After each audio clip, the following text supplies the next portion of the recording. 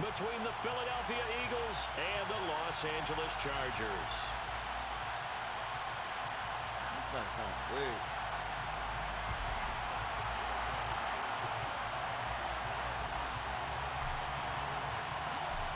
Get strapped in. It's just about time to get the party started. And we are underway in Southern California. From a couple yards deep, he'll bring it out of the end zone. And he'll be stopped right around where he would have been had he gone down to a knee, maybe a yard shy of there at the 24.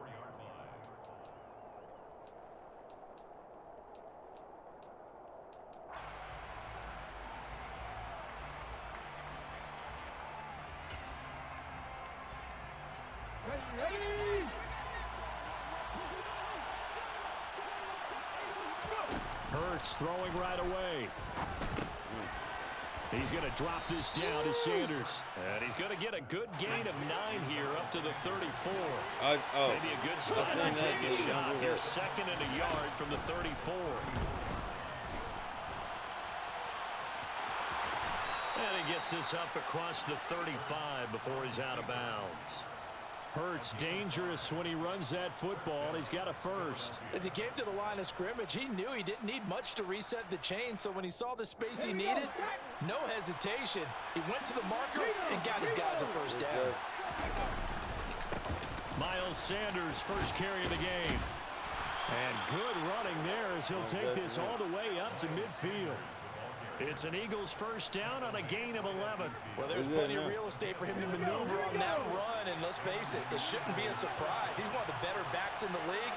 He had to come into this game with the idea, slow him down, otherwise it's going to be a long afternoon. And he's going to take this ahead for right around 3 yards, but no more than that. Second down. Well, there's just a pile of bodies there, and that's when you kind of find out who's a tough guy, right? Who can stand up and make a play. It was only a 3-yard run, but for both sides, they had to walk away from that feeling like, okay, I can stand up when the going gets tough in here. 3 yards on that last carry. Here's second and 7. Oh, the option left. It's Hurts. Oh, he put it on the carpet. A fumble. Come on! I believe it was covered by an Eagle. It was. And Philadelphia is going to hold on to the football. Points 1, 2, and 3 in their defensive game plan was to get to the quarterback and knock the ball free. They did it there. Luckily, offense hangs on to it. Yeah, that's got to serve as a wake-up call, though, because they can't afford to let the ball go over to the defense and miss opportunities. And I'm not saying it happened here, but you know what a good rule of thumb is when a play like that occurs? You know who usually recovers it? The guy who missed his block and let his quarterback get hit. This time for Smith, and it's intercepted. Oh, come here. Picked off by Asante Samuel Jr. And what's good? We're going to get possession here as they force the opening. Nigga, I'm a clown, nigga. Something you see very often from a quarterback of his caliber, an opening drive interception. Oh, there's no doubt in my mind that even he's surprised at how that one played out. But we know this guy is not going to stop him from continuing to fire as this game goes along. I give him a lot of respect across the field for that one, and let him know he'll be back the very next series.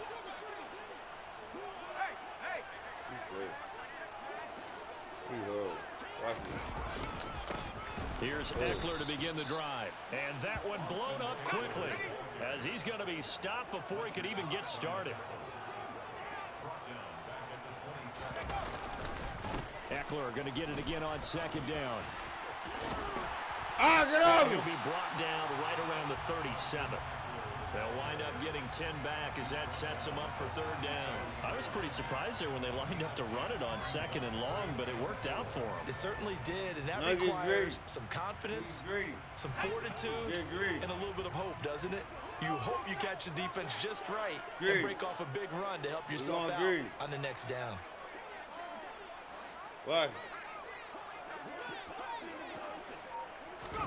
Back to throw here, Herbert. Trying to force it to Allen, and it's intercepted. Picked off by Kaiser White.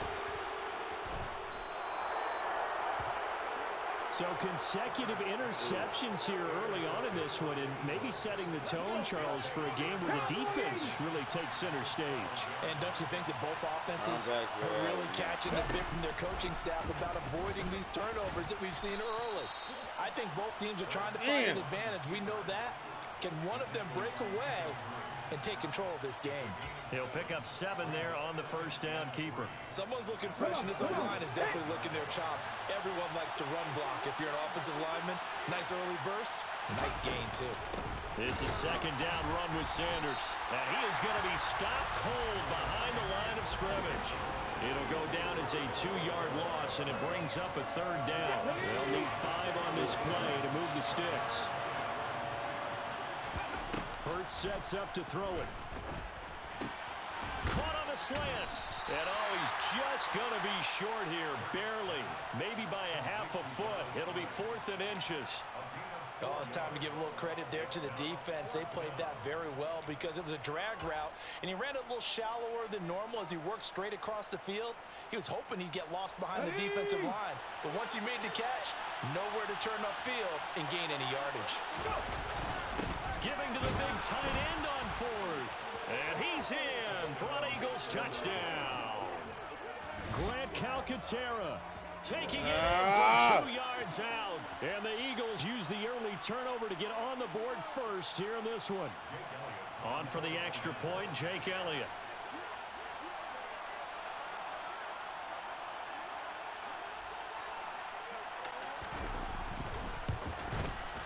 He's got it, and the Eagles lead it 7-zip. After one, 7-0 on EA Sports.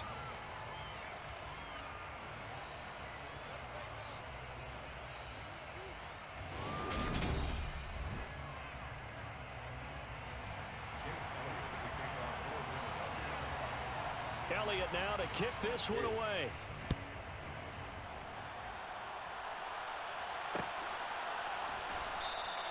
No return here for Carter, and this will be a touchback.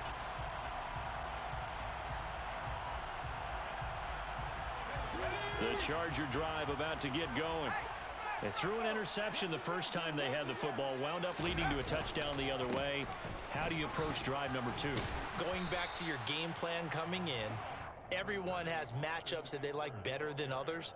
Where they think they have an advantage, dial up some of those plays. Try and go to those spots and get your offense moving.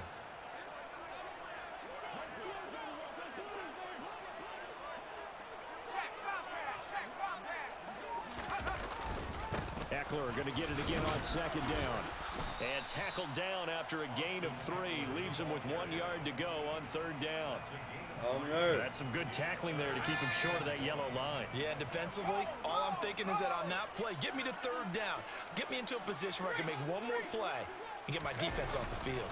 They'll try to pick up the first with Eckler, and he's able to take this one up to the 35-yard line. He needed a yard. That's exactly what he got. Earns him a new set of downs. Well, he hasn't made much of an impact in the running game thus far, and after that last run, not much is going to change in that area. He hasn't been able to get anything going, and really the offensive line not helping him much.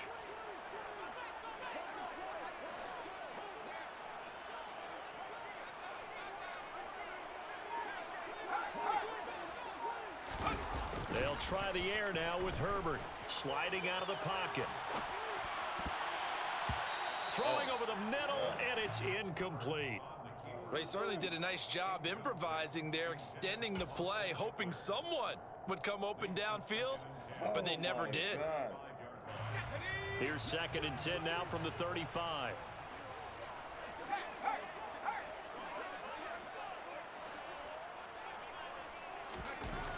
Now Herbert with it, looking to pass. Finds the open man. It's Mike Williams. That'll leave him with a 3rd and 2 coming up. They got 8 yards there.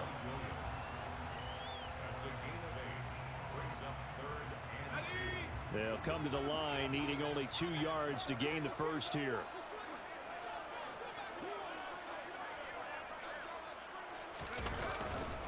On third down, here's Eckler.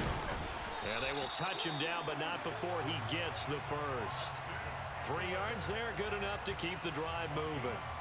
I haven't met a football team yet that runs the ball successfully that doesn't talk about having an attitude to be a running football team, right? You got to be able to put your nose in there, smell where the first down sticks are, and get there.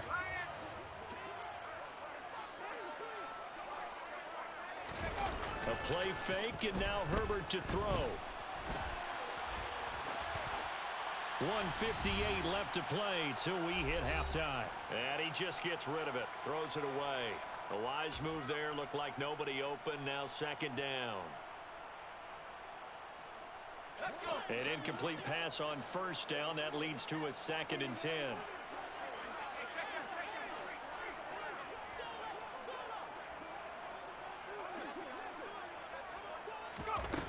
Now it's Herbert. Hit as he throws there, incomplete. They're putting together a drive here in the final minutes of the half, but the coverage has been tight all game long, and they certainly want to keep them off the scoreboard here.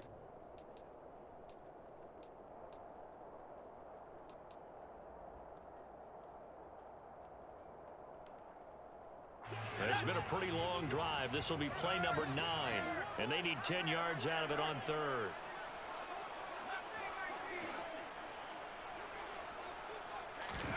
Here's Herbert. And he can't find a receiver, and he's brought down. The Eagles going to take the first of their timeouts as they'll head to the sideline and talk over what to do next. Now that was a passer's nightmare. The front door totally shut down by the defense, so he kept going backwards, hoping to find another avenue of escape. It didn't exist. On is the punter Scott here as he gets this one away. And the punt over the side in the air, and the spot will be inside the 35. The Eagles offense set to begin their next drive. Things progressing to plan so far. Their defense has been solid, and they've got themselves a 7-0 lead after the touchdown the last time they had the ball. And this is no time to even think about, hey, are we going to milk the clock? Hey, are we just going to do ball control? This is the NFL. 7-0 leads, they don't last very long unless you continue to push the envelope on offense. From the 36, Hurts. He finds his tight end, Goddard. That's complete. And he'll go out of bounds, it looks like, right at the 40. The result, only 4 yards there on the play. And now it's 3rd and 3. Coming up here looking for 3 yards to pick up the first. They'll try and run for it with Sanders. And he'll be taken down, but not before he gets into enemy territory. On 1st and 10, it's Hurts. Nothing open downfield, so he'll throw it away. Well, sometimes an incompletion is the right play, and he showed that he's learned from his earlier interception on that throw. Instead of forcing it, he just tossed it away. So now 2nd and 10 after the incompletion on 1st down. Hurts.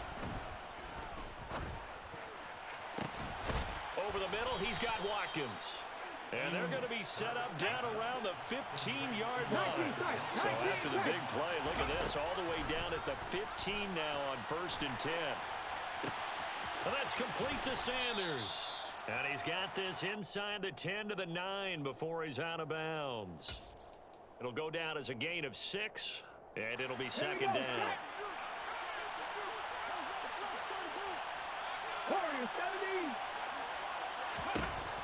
Here's Hurts to throw. Oh, that's into a double team, and it's intercepted. Picked off by Nasir Adderley. And the Chargers are going to take over here on the INT at their own 5-yard line. Partner, there's no other way you could describe it because that was absolutely just gut-wrenching for that offense. They were right on the precipice. Points were available. All they had to do was just fall forward, and they were going to put them up on the board. Instead, a long drive ends in heartbreak and a melancholy trip back to the drawing board. I like it when I go a little bit lyrical for you.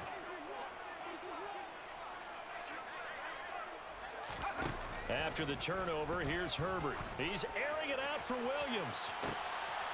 And the defense has it covered. It's intercepted. Picked off by Reed Blankenship. Well, Charles, so close to halftime there. You throw the interception. Not only that, you do give it to them in plus territory as well. Yeah, they were pushing real hard to try and get something more on the board on their side of the ledger right before the half. Looking at it with 20/20 hindsight, though, might have been better to hand it off a few times, hoping to get something to break instead of putting the ball in the air and, of course, putting the ball in jeopardy. And that one's not going to get there. Not enough juice, an ambitious effort, but it's well short. And that'll do it for the end of the second quarter. This is the NFL, and it's on EA Sports.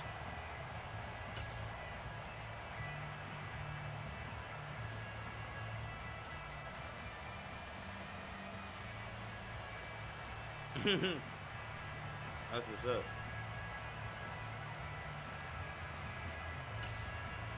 Welcome back. Halftime over. We are ready for quarter number 3. Alongside Charles Davis, I'm Brandon Gordon.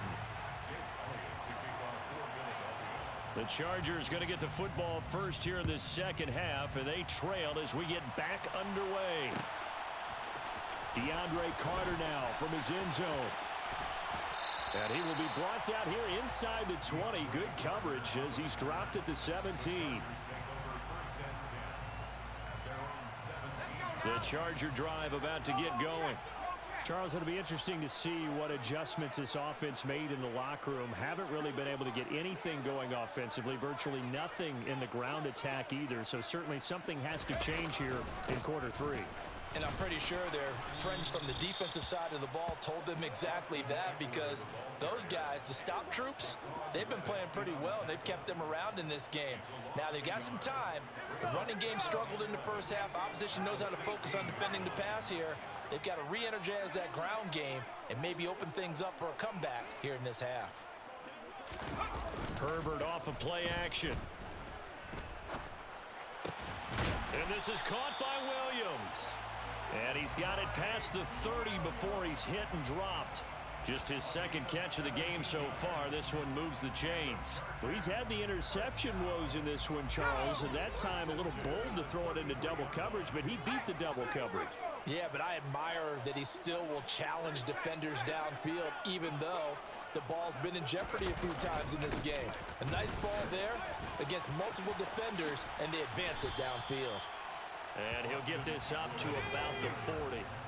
So they'll come up after the gain of 7 on a 2nd and 3.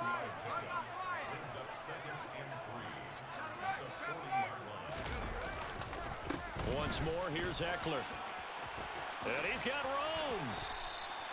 40 yards on the ground for him now on 9 carries. Sometimes it's hard to believe, but there are times this game is about patience, isn't it? Has had the game he expected, but that run there, that may get him going. I was just going to say, maybe that gives him a little juice, because you're right, he struggled, especially in that first half. Yeah, and I know the great ones always think to themselves, just hang in there. I'm just one big carry away from busting this open. That's a good start for him. He'll get it to the 40. Broke a tackle there to get some extra yardage. It's a 6-yard gain on the ground, and that'll make it 2nd and 4. They've created a nice sustained drive off of plays like that. A nice strong run there that keeps them advancing the ball. They'll come up on a 2nd and 4 now from the 40-yard line. Justin Herbert looking to pass. And he'll be hit as he releases it, and that'll fall incomplete. We've seen these defenses make enough opportunistic plays to keep this one low scoring. Flying around, making plays on the ball, and we see yet another errant throw as a result. Here's the 7th play of this drive. This is 3rd and 4.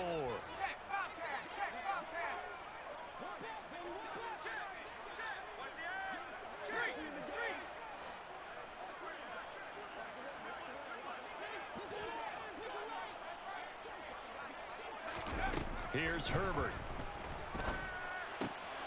Got his man complete over the middle. It's Williams. And he has another first down as they'll get the ball down to the Eagles' 18. A gain of 22. I don't know what they talked about at halftime. Whatever it was, it worked. They looked like a different team here in the 3rd quarter. Yeah, I doubt that there were very many trash cans that got kicked over, that type of a speech. I think what they did was they analyzed what worked in the first half, what didn't, and figured out a better game plan.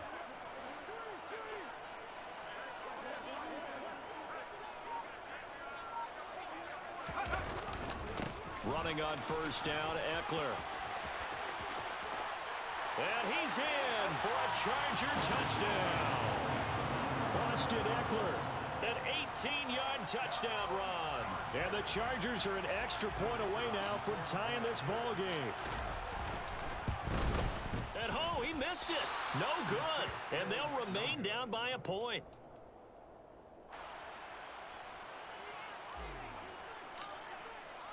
So with the missed PAT in his rearview mirror, he goes back out to kick this one off. And here comes a return from a few steps into the end zone. And in hindsight, probably should have taken a knee as he only gets this out to the 16-yard line.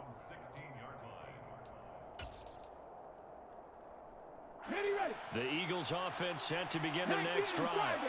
Their defense has done the job. Now it's the offense's turn as they've got it 1st and 10. And good yardage as he gets this one up to about the 23. 7 yards on the pickup there, and it'll leave them with a 2nd and 3.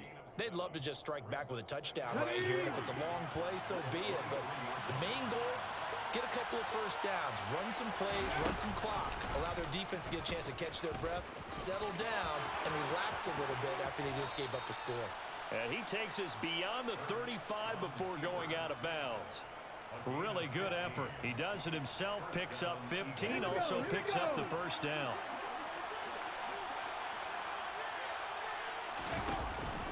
Hurts a handoff to Sanders. And he'll be stopped right at midfield. Another nice gain, 13 yards that time, and another 1st down. Well, you certainly have to give a little credit here because they're playing this game now at their pace. This is ball control football, sustained runs, taking their time, and making it work. Open man is Goddard, the tight end. And he'll go down, and that will do it for the 3rd quarter of action.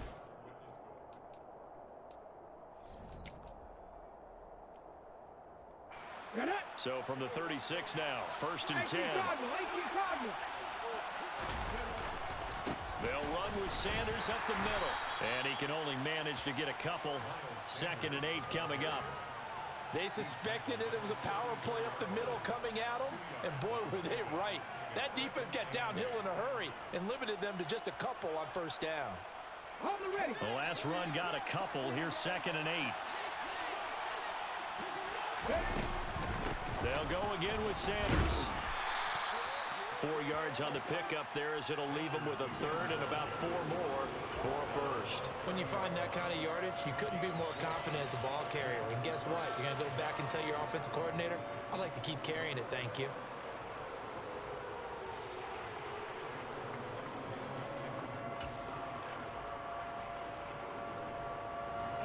Here's the 7th play of this drive. This is 3rd and 4. The Chargers going to signal for the first of their timeouts. That'll leave them with 2 remaining. We'll be back after this.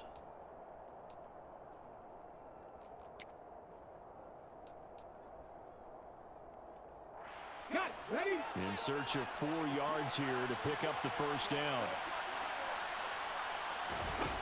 Throwing is Hurts. And look at this. They get the turnover they needed. It's intercepted. And they will take over at the 26-yard line. A critical error there in a tight game of the 4th. All you talk about is taking care of the football, and especially with a lead here in the 4th quarter, turning it over, now the door is open for the opposition. Just in general, when you're passing in the 4th quarter with a lead, no matter at what point, you got to be super careful. Got to be careful, and sometimes you can be so careful that you end up running yourself into an error. 73 yards rushing for him now in the ball game. The previous run, good for 9. Here's 2nd and a yard.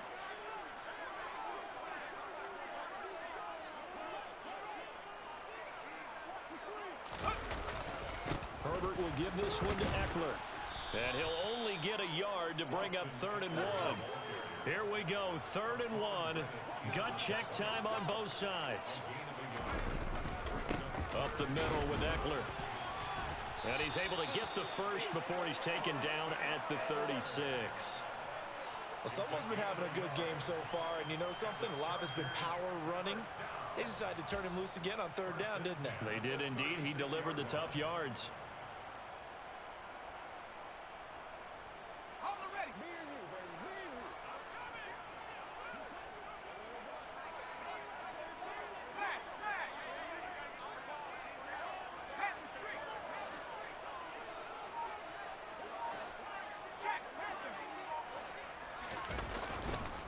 Eckler now between the tackles.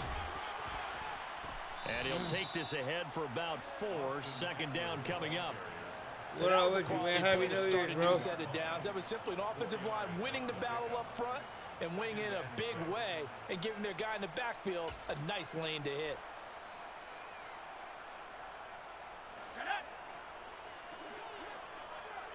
Fourth quarter, 2 minutes on the clock in a tight 1-point game.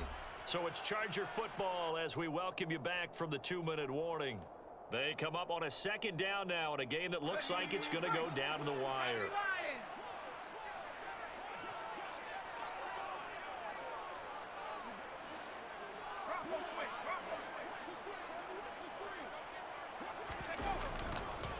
On second down, Eckler.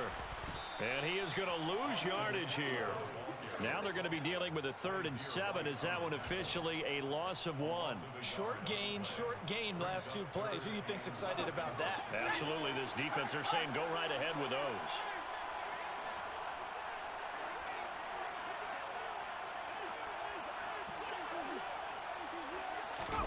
Herbert going to throw. They'll roll him out right. And this is caught. First catch for Keenan Allen. And he is going to have the Chargers first down as they're able to get the 3rd down conversion. Obviously a big first down right there. Yeah, they still got to hustle. They got to get up to the line of scrimmage and get set. But I don't think necessarily you need to spike it. But they've got to continue to move quickly.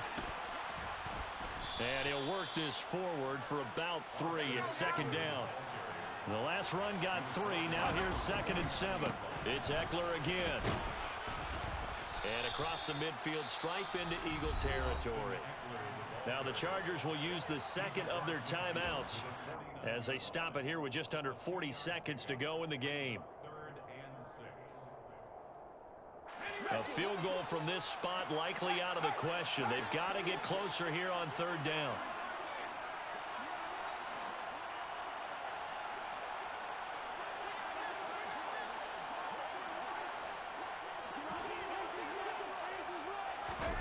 Now Herbert. And that one goes incomplete on the drop. That's one he definitely normally catches. 4th down. Partner, they've got 1 chance left to keep this one going. And I think for you and me, let's think along with their offensive coordinator now. Has to think back, cycle through every play of this contest, and remember what's worked and what hasn't. Because right here, he needs the best play of the game in order to keep this one alive.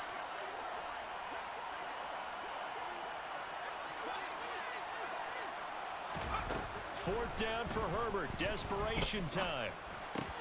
On a bad time late for a poor throw. It's intercepted. Darius Slay with a pick. When you talk about making winning plays, that is a winning play at this stage of the game. To come up with that interception, huge. I like how you identified that because most people think winning plays are the offense trying to get it done.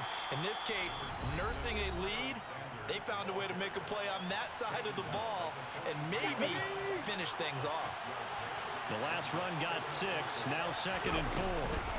Sanders here as they run out of the gun. And he'll push his way up to about the 44 here.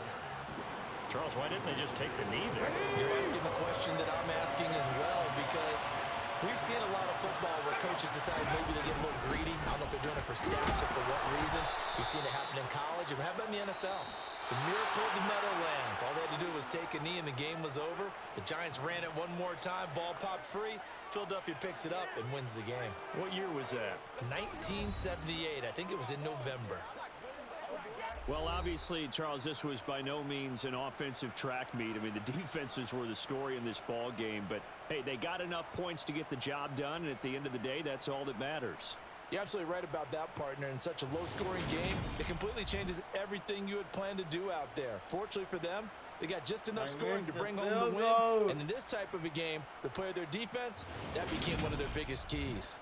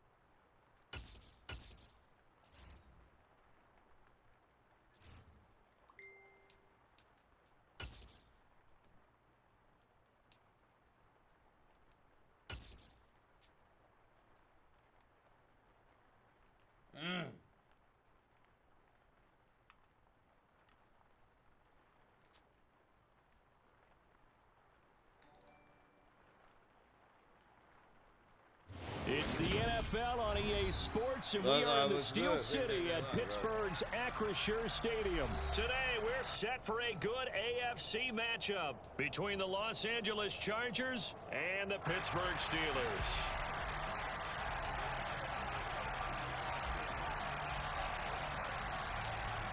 The ball on the tee, we're set for football. And we are underway from Pittsburgh.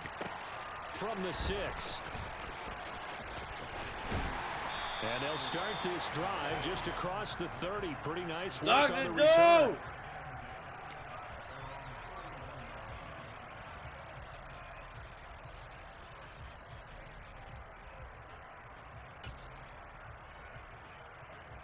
Line of scrimmage, the 31 now on 1st and 10. A little jet sweep to start the drive. He's brought down at the 34. Call it a gain of 4. Line of scrimmage, the 24. This is 2nd and 6. First carry for Najee Harris. And he's swallowed up right near the line of scrimmage. This defense looking for an early stop. This is 3rd down and 6. Pickett back to throw. He'll get this to his tight end. That's Pat Freiermuth. And they've got it well across midfield down to the 40 before it's all said and done. Now a 1st down carry for Harris. And he'll power ahead, but only for about 3 yards. 2nd down coming up.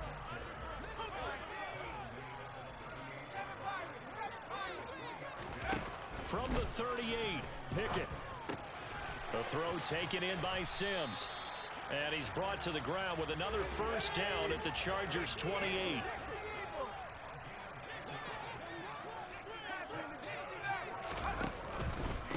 Harris running straight ahead.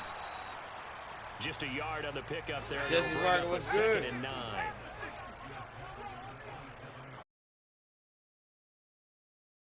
Down to rhythm. He's now 4 of 4, but might need to be 5 of 5 to keep this drive going here as they face a 3rd down. And maybe perhaps you show a running play, right? Maybe a little play action here to go ahead and throw the ball downfield.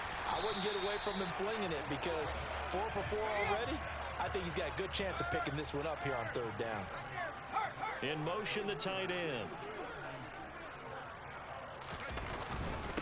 1st down, and they go back to Harris. And they'll go backwards here, losing yardage to the 14. A rare misstep on that last play because the drive has been strong, but now it's 2nd and 12. Give me that! Heavy traffic, and it's intercepted. Stay on my defense, bitch! Samuel Jr. And the Chargers are going to have it here as they'll start at their own 7. Partner, have you ever heard the story of Icarus in mythology? That's the guy who flew too close to the sun and had his wings melted. That was our guy right there. Keeps pressing it and pressing it. Finally, on that throw, he paid the price with that turnover.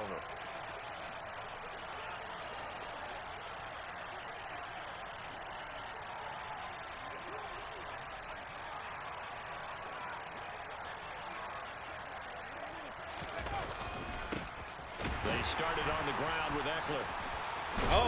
And a healthy gain of 8 here. They double their workspace out to the 16. A nice run here early on. It doesn't take a great play caller to realize you want to establish a guy of his caliber with runs like this early because they'll pay dividends as the game progresses. He didn't like that. 8 yards the tally on that 1st down run. Here's 2nd and 2. You hear the rain, nigga?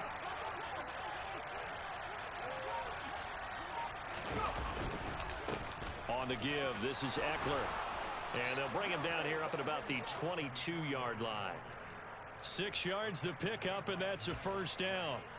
2nd and 2 is prime time for a little bit of a gamble, isn't it? Open up the playbook, go play action, toss that bad boy deep. But in this situation, go ahead and give it to your back. Let him pick up a 1st down. Keep the sticks moving. On 1st down, it's Herbert. He's airing it out for Williams. Oh, this is taken in. Get off me, bitch! And he's going to be marked down just inside the 35. That is the exact right play call against that defense. So a hat tip to the offensive play caller because he won that part of the chess match. But give credit to his players as well. They won the execution part of it. No score after one on EA Sports.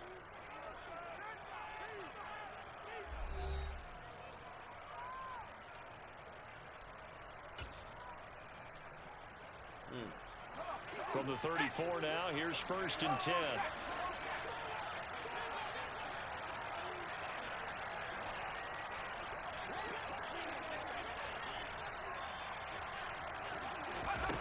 Herbert. That's complete to Austin Eckler, the running back. Oh! And now look at this. Oh, what the fuck is that? And it's Give me picked the up shape. by the Steelers. So a rocky start on both sides offensively. Turnovers exchanged. Intercepted the first time they had the football, but now they get it back, and it's still 0-0. And because of that, you know what the thought process is? Interception. What interception? It didn't really happen because they gave up no points. So go back on the attack. Go back and run the offense you believe will be successful. Find your playmakers and give them the football. So give them 5 yards there on the pitch and catch. And this will wind up being a 3rd and 3.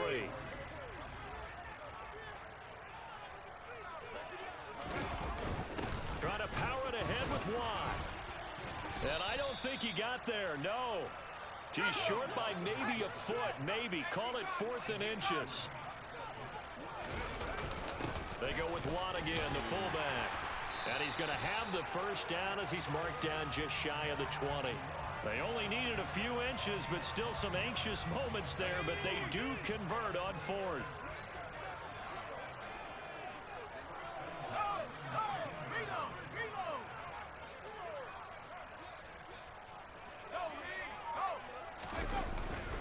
They hand this off to Harris, and he'll fight forward on the straight-ahead running for just a couple of yards. 2nd down.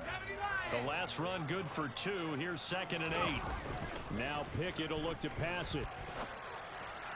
And that's off the mark, incomplete. To this point, I've been impressed with the work defensively. They have not allowed a lot of receivers to run free. And there's another example, another incompletion.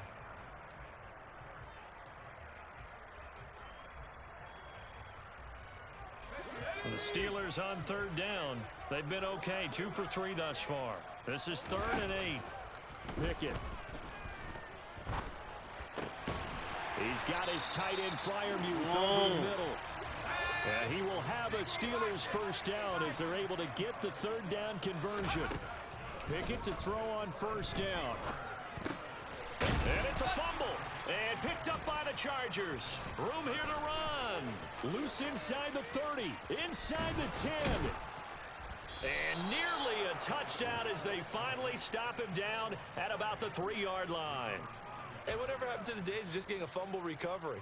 Everyone's into taking it the other way and trying to create points themselves, aren't they? Well, they are. And now a terrific opportunity inside. And he loses the football a 2nd time. Could have been a costly mistake, but as it turns out, they keep possession. You can't give away these types of opportunities in the red zone. And I'm sure that was flashing through his brain as the ball escaped his hands. Fortunately for him, able to get picked up by his team, fumble recovered, they still have an opportunity deep in the red zone.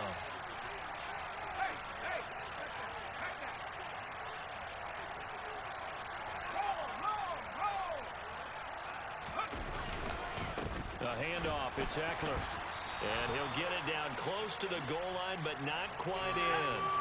Now, they'd really like to make the short field pay off. We'll see if they can, but this is 3rd and goal. And Eckler will not get there. Great defense at the point of attack, going to stop him short of the first down. They'll run for it with Eckler. And this time he is in. Yes. A touchdown run there from a yard out. And the Chargers post the first points of the ball game as they take the lead here in this 2nd quarter. Extra point right down the middle. And it's now a 7-0 game.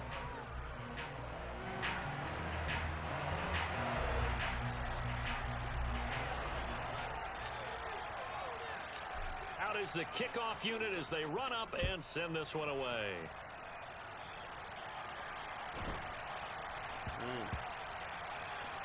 Fielded just outside the goal line. And he's going to be brought down inside the 5 at the 3. So a teammate picking him up there, that was nearly disaster. And the way that you coach these things, you want to make sure you have eyes towards the return guy because you want to make sure that the catch is secured. A lot of teams do that. They have at least one guy.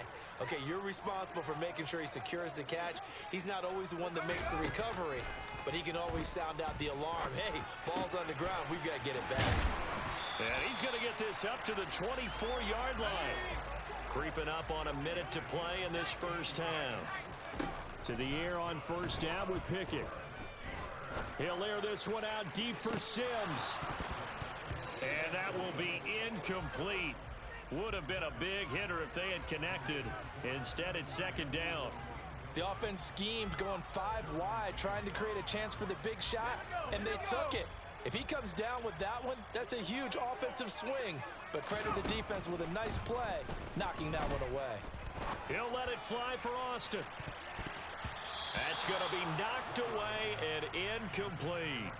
There is something to a game plan with trying to keep a defense honest. With a guy with that type of speed, you do so. Send him deep, try and throw some air under it, and hope you connect downfield.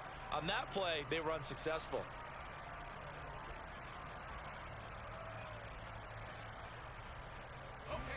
So now 3rd and 10. They had the big play to start the drive, but 2 incompletions since. Pickett, he's going to throw it again.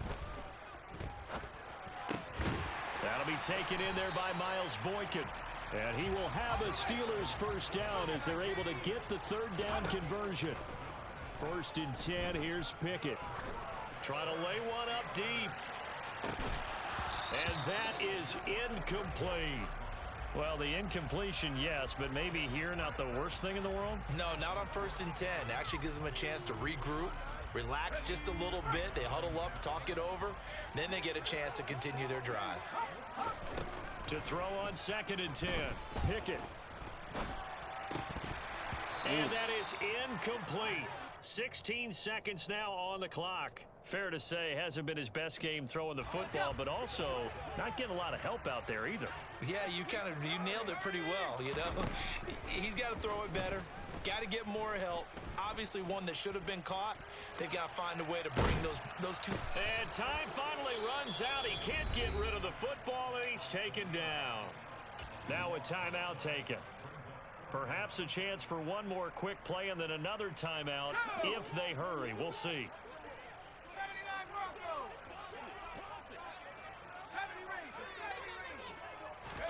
Here we go. It's Pickett on 4th down. He's going to air one out. Oh, that's into double coverage and intercepted. Picked off by Asante Samuel Jr. And he will be out of bounds with no time remaining on what will be the final action of this first half. So we've hit intermission. It's halftime. This is the NFL, and it's a presentation of EA Sports.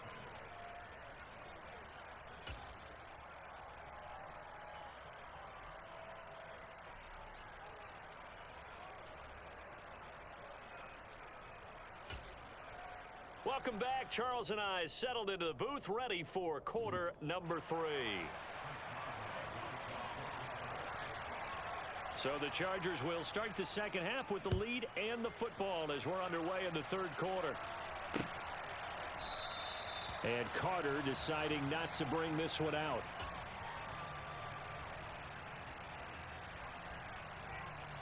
The Charger drive about to get going. Their defense has pitched the shutout. Now they probably need to deliver a little breathing room, maybe make it a 2-score game as they've got it 1st and 10. And he's upended at the 33 following a good pickup of 8. 8 yards the gain on that last run. Here's 2nd and a couple. Once more, here's Eckler. They'll get 3 as the drive continues. It's a first down. In the first half, he was held in check on the ground, but despite that lack of production, they still have the lead. Yeah, and they've got to feel fortunate about that. If they could actually get production from their lead horse, that would help open up this offense and widen this margin, too.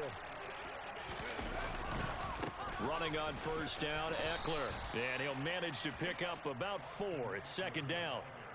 The defense thought they had that play covered, but it still got driven backward by those blockers. Those types of plays are a key part of any team's offensive game plan. It all starts up front in the trenches.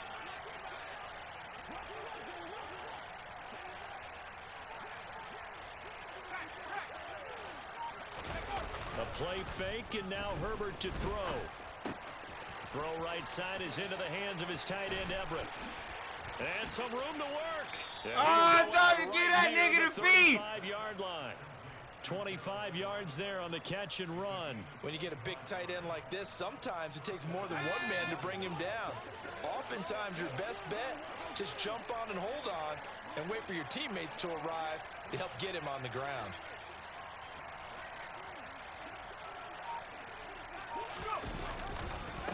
Going on the ground with Eckler. And this time they were waiting for him as he'll be knocked down before he can get back to the line of scrimmage. Officially, it's a 1-yard loss. That's going to bring up 2nd and 11. Sometimes you just sit back and marvel at what he can do defensively.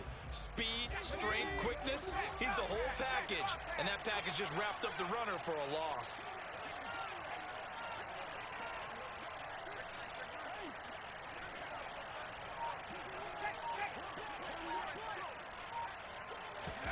On 2nd and 11 now. Herbert. And that's complete to the right side. It's Allen. He'll be brought down on the 30-yard line after a gain of 6. Good throw, good catch, but I really like the route. The drag and being able to run away from defenders. Hard to stick with him for that long. Yeah, better against man than zone, or better against man, because now you're running away from someone and you're not running into a defensive player in another zone.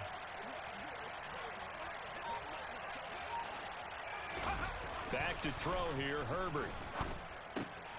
It's complete to Williams. Down inside the 10. Touchdown, L.A.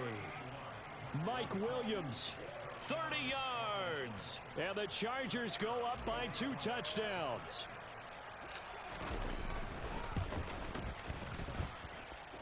Extra point splits the uprights, and that'll make the score 14-0.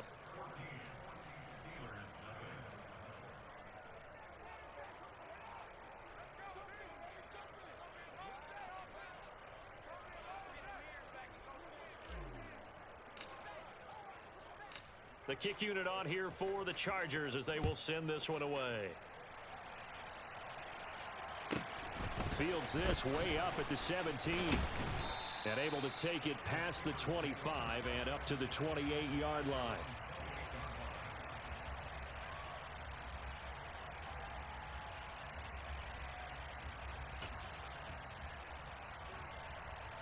The Steeler offense here about ready for their next drive.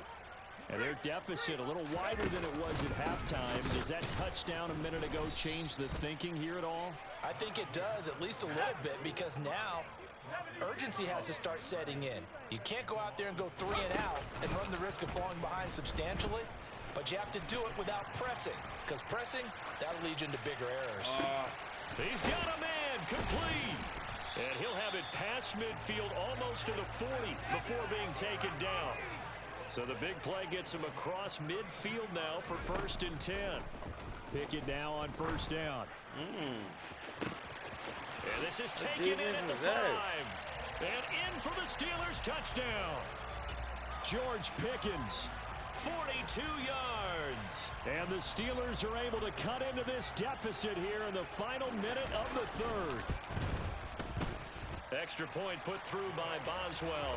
And that'll make our score 14-7.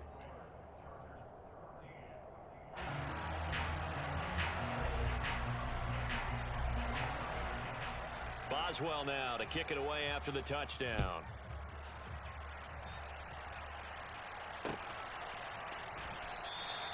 No return here for Carter, and this will be a touchback. The Charger drive about to get going. They were able to extend their lead with an opening drive touchdown here in the 3rd quarter, but that just got matched a moment ago. So we know that what they discussed at the half worked. Now, what are the counters to that, right? You don't just run the same things over and over. Some do, but many will also show something and come back with something else to keep the defense off balance. And not much to speak of. Call it a 1-yard gain up to the 26. But not much on that run, Charles. No, that's exactly the way to execute a run blitz there. They guessed correctly that they would move the ball on the ground, honed in on it, and stopped them. Mark that down for a win in the defense's column. They'll fake the handoff. Now Herbert. He's got his man. That's Everett, the tight end. So both teams trade touchdowns in the third as we're through 3 quarters of play. You are watching the NFL on EA Sports.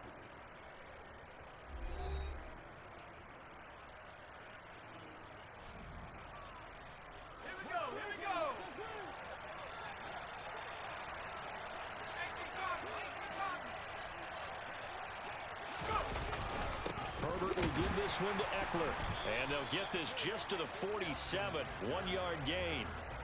Seems pretty obvious defensively a key was stopping the run game. How have they done it so successfully? To me, it seems that these guys really did a nice job of paying attention during the scouting report meeting. And you know, Brandon, when they do those, they talk about the top plays that these guys like to run. The best runs for the top running back. Those are the ones you focus on and want to take away. And they've done that pretty successfully in this game.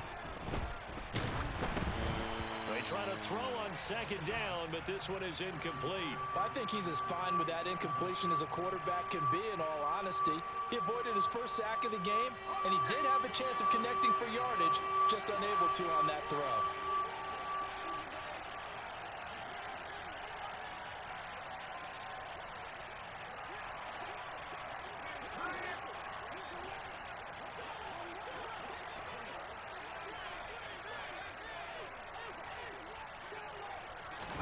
Going to throw on third down with Herbert.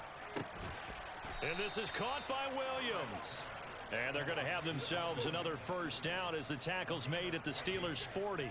The Chargers passing game rolling a bit here. They've got another first. Clock running, under 4 to play now as they come up on 1st and 10.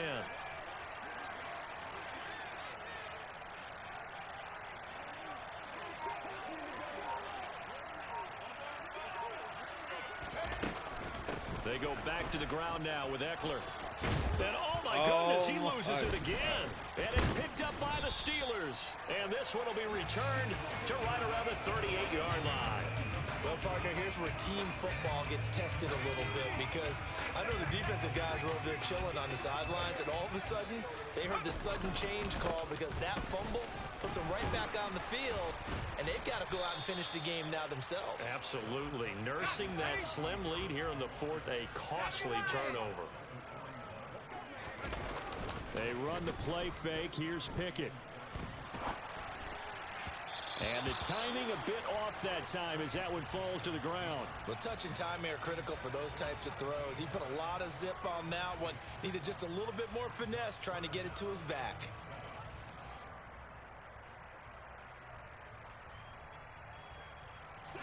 The offense on third down, they've converted 4 times out of 6. Not bad. This is 3rd and 7. Pickett will look to throw it here. Throw left side complete. That's Harris. And he'll take this to the other side of midfield before going out of bounds.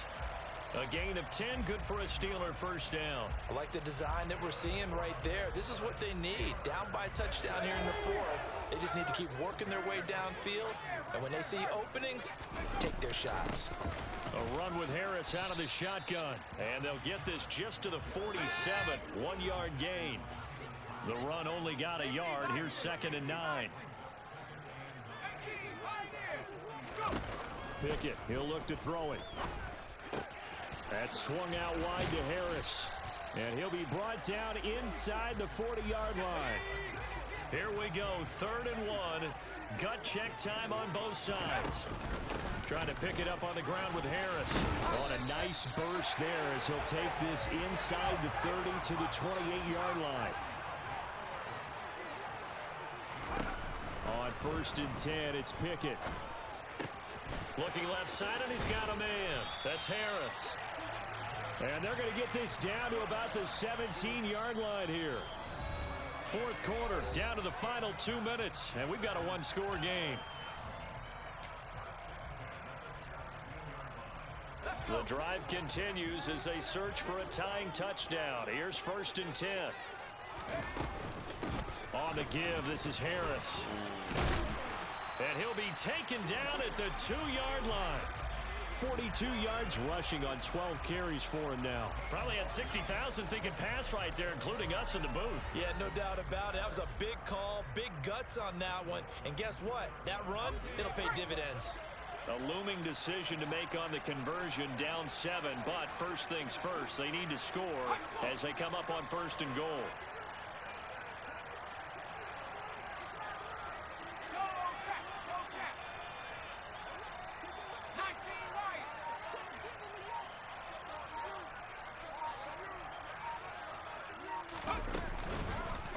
They'll try and run with Harris. A full 5-yard loss that time. It's going to make 2nd down pretty tough. That's a really alert defense there because they saw the heavy look come in from the offense, countered it with extra linebackers who brought a little bit of speed and heft, and able to really make a big-time play for their defense. On 2nd down, this is Harris. And just shy of the goal line as he's out of bounds right at the 1. It'll be a gain of 5, and it's going to set up a 3rd and goal. So now things get interesting on 3rd and goal from the 1. This almost becomes a Darwinian call, doesn't it? Almost survival of the fittest here. I know we can go all cliche. I'll go ahead and do it. Who wants it more here? Who has a better leverage at the line of scrimmage? Let's go and see what happens.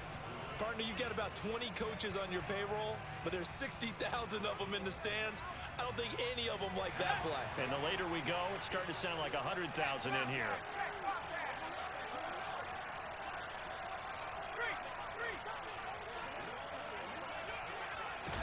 Pickett going to keep it himself.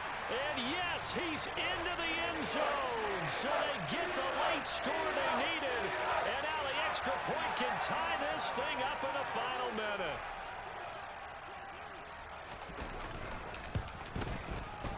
Don't forget the extra point. It's up and good. And we are tied here in the 4th quarter.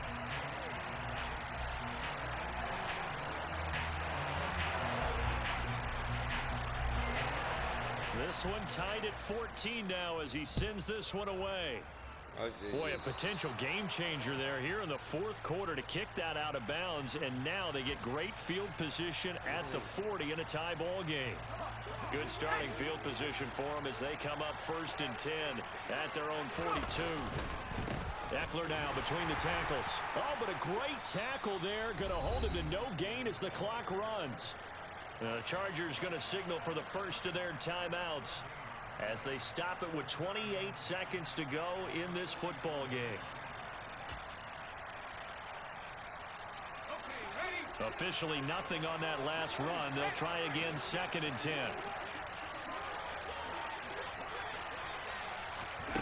Now Herbert. And he can't get a throw away. He's taken down. Larry Ogunjobi in for the sack.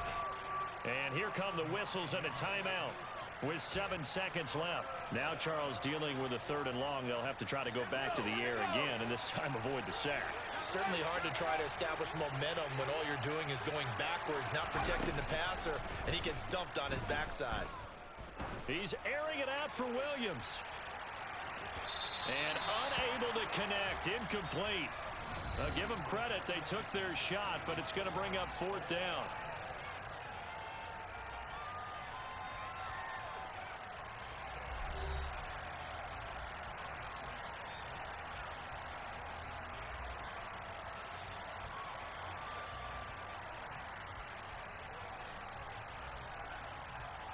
And look at this. They're going to try an onside kick to begin overtime.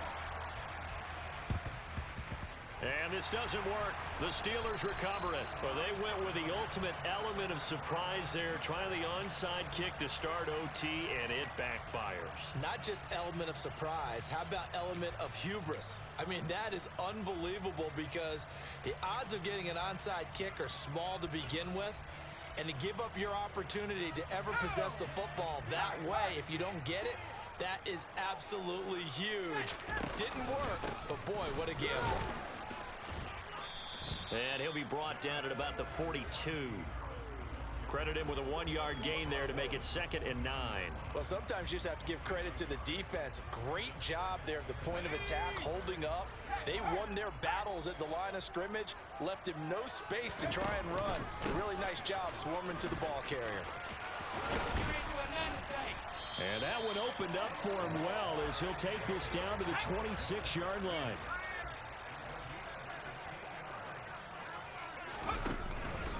Now a first down carry for Harris. Down he goes at the 23, a pickup of 4. The run got 4. Now they deal with a 2nd and 6.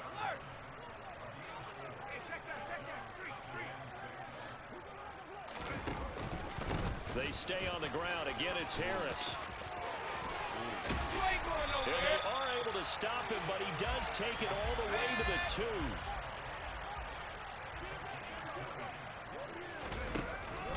Harris is not going anywhere. He'll be hit and dropped for no gain at the 2-yard line. Nothing at all on that one. It'll be 2nd down. So stuffed from the 2. Now what? You know me pretty well. What do you think I want here?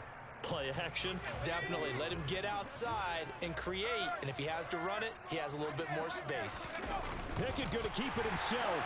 And he is over the line for another rushing touchdown. Is he a quarterback or is he a tailback? A 2-yard touchdown run.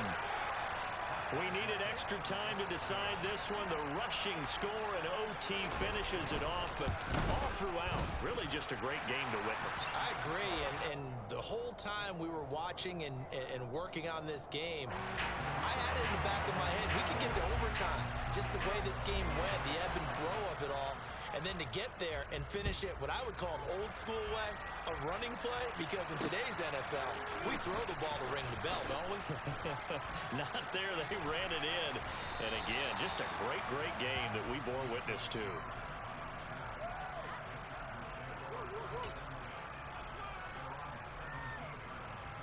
The Charger drive about to get going. First throw in overtime for Herbert. Got his man. It's Williams.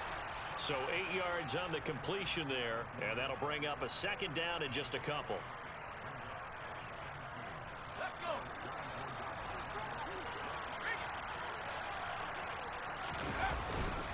go. Up the middle with Eckler. Takes it to the 26, just a 1-yard gain. Now that's a mountain of a man that just made that stop, isn't it? But he's more than that. This guy's nimble and quick. More than a space eater, he just made a great play there. So they just need 1 yard here to pick up the first down. They'll try to pick up the first with Eckler. Well, they hit him in the backfield, and he will not escape. And that is not going to get it done. A loss of a yard, and it brings up 4th. Just a simple run play there on 3rd and 1, but this D was up to the challenge and stopped him, bringing up 4th down.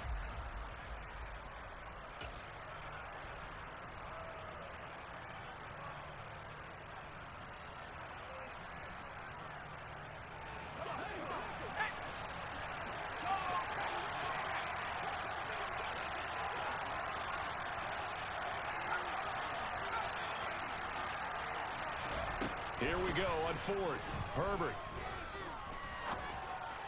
And this one is incomplete.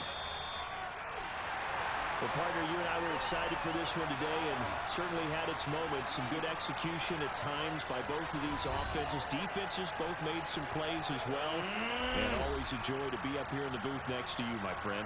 Yeah, it's a privilege to be up here in the booth next to you as well. Thanks for taking the time, and let's go ahead and get ready for our next one, right? I'll see you in the film room. Get that preparation started.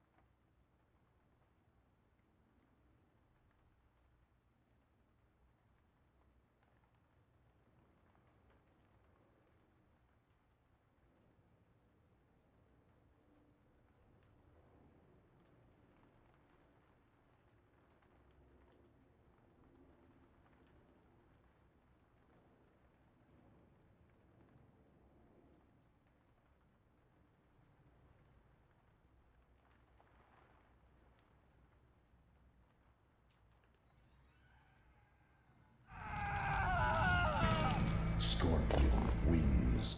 Fatality.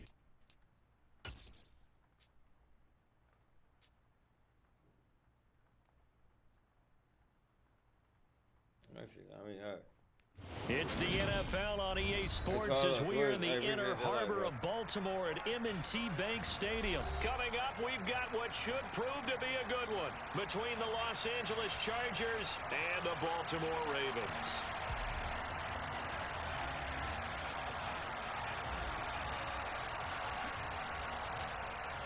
The kickoff team on the field now as they will send this one away. This is taken just shy of the 10. And he's up across the 25 and down at the 28.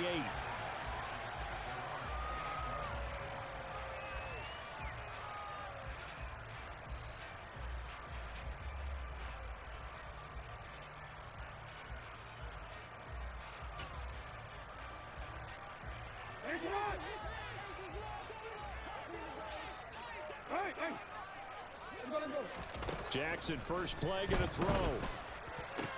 That ball caught. It's Mark Andrews, the tight end.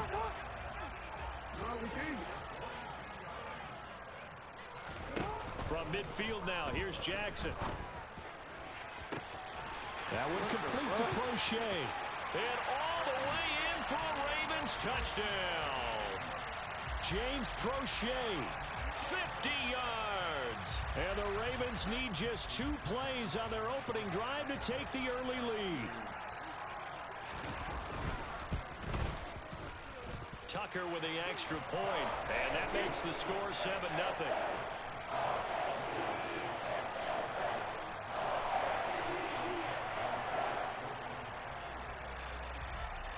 Tucker now to kick it away following the touchdown.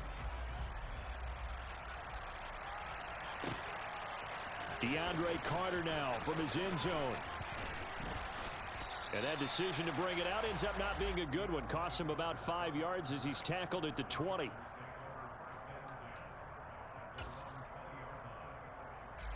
Herbert and the Chargers now with a 1st and 10 at the 20.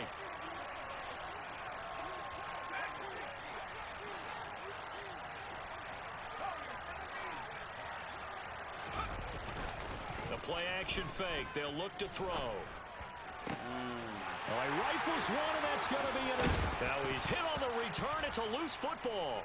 They find some open field here. Well, do you want to unpack that one, or do you want me to?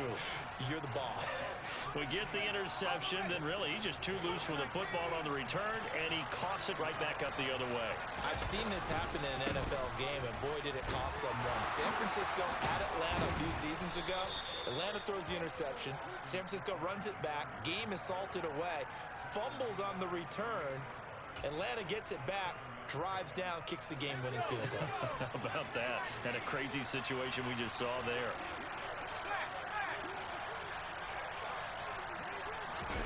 Play action. It's Herbert. That's caught by his tight end, Gerald Everett. He'll get it inside the 20. Touchdown! Gerald Everett, 38 yards. And the Chargers are within an extra point of tying up this ball game.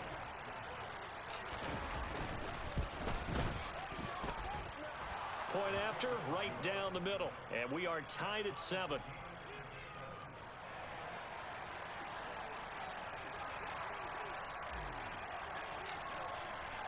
So all even at 7 now as they kick it away. From the 10.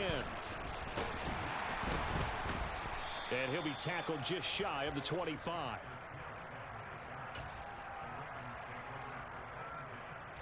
The Raven offense set at the line for this next drive. The offense running out, and they are charged up, ready to go after reaching the end zone on their last drive. And normally I'd warn against getting complacent just because they scored the last time out. But I don't think there's any worries with this group right now. This is a hungry group, and they want to keep building off of their last drive. Now they just want the officials to hurry up and place the ball so they can snap it and get back to work. And there's a completion to the tight end. And look at the size of these players nowadays. In that spot, 6'4", 6'5", and up. A lot of guys used to be basketball players, somehow came back to football. That's really good for the game of football. You're getting better athleticism, great hand-eye coordination, guys who know how to control their bodies when they run their routes. Back-to-back good plays have them on the move on first down. Jackson. Oh, come on! Incomplete. Well, they certainly did a nice job there, picking him up out of the backfield and then running stride for stride with him. That's good coverage, and it led to an incompletion. To throw again is Jackson. And some room to run now. Lamar Jackson, such a threat with those legs, able to improvise and get the first. That's the first time he's called his own number, but he's got to be overjoyed with the results. He wasn't just going to settle for a modest gain. To me, he was determined to come through with a big message to a defense that slept on him in the pocket. Oh, my God. Into the end zone for a Baltimore touchdown. Lamar Jackson, a 23-yard run. And the Ravens have moved out in front.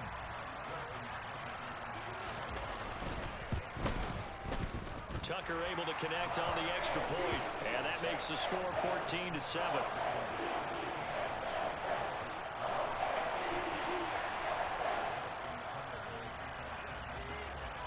Tucker now to kick it away following the touchdown.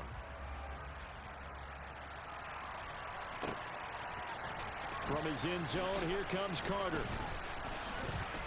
And ultimately cannot get this out to the 25-yard line as he's dropped at the 23.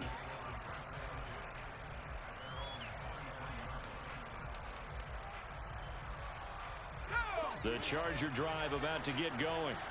This drive here beginning probably with a pair of motivated groups. Remember, the offense scored a touchdown on their last time out. Looking to repeat that in Charles's defense. They were very frustrated after giving up 6 the last time on the field. And frankly, it's just a battle of wills in a lot of ways because you know they're both motivated. Oh, and it's God. intercepted. It's Chuck Clark picking it off.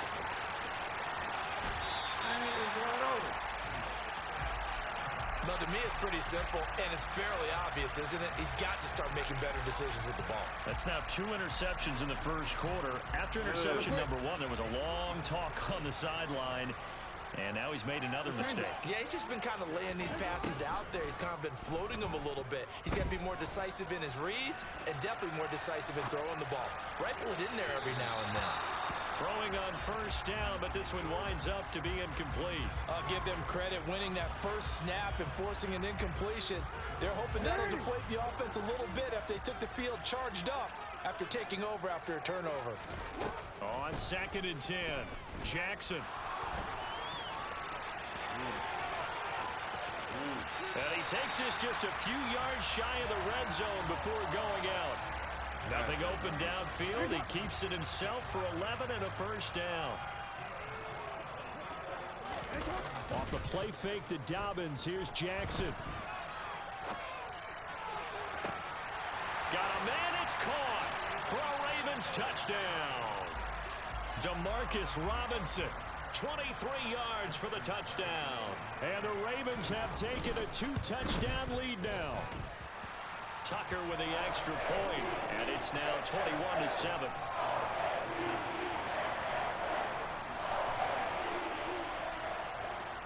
Tucker now to kick it away following the touchdown. From his end zone, here comes Carter. And he's going to get this across the 20 as he's out of bounds at the 23.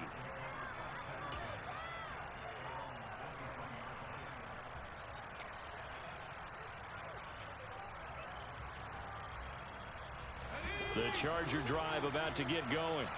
But for this offense, Charles, you got to think kind of crucial here to put something together on this drive because remember last time out they threw the interception on the very first play.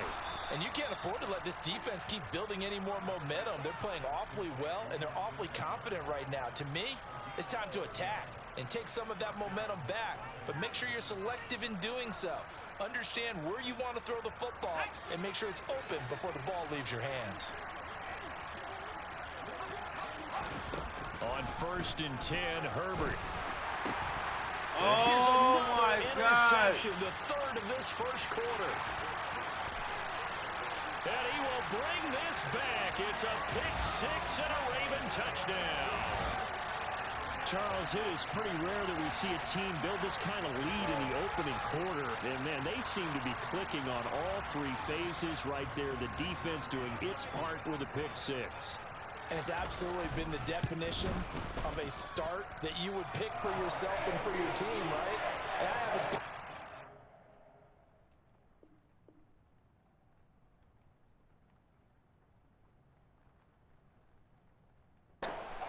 stay in this zone. What's truly incredible about this start is they can add on a couple more scores. This one could legitimately be over in the second quarter.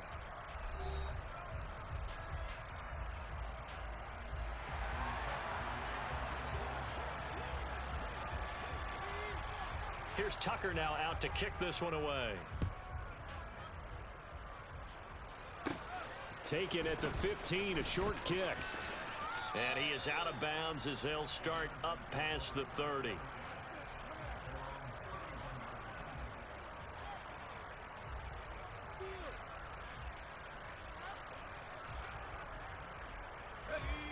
The Charger drive about to get going. They are looking to make a bit of a 180. They are sputtering right now. And frankly, I think it's time to call your playmakers together and say, all right, guys, we're going to lean on you through this patch. We need you to get us back on track and get us going in the right direction. So you're calling plays geared to them. Not necessarily that you look at your plays, oh, this hurts the defense. I want the ball in the hands of X, Y, and Z and see if we can move forward. So don't get too cute. Go to the playmakers. Another throw on second down, and this one incomplete as well. This defense has passed its first two tests by forcing back-to-back incompletions. They know there's probably another throw coming on third down. Let's see if they decide to force the issue by sending people on a blitz. Here's Herbert.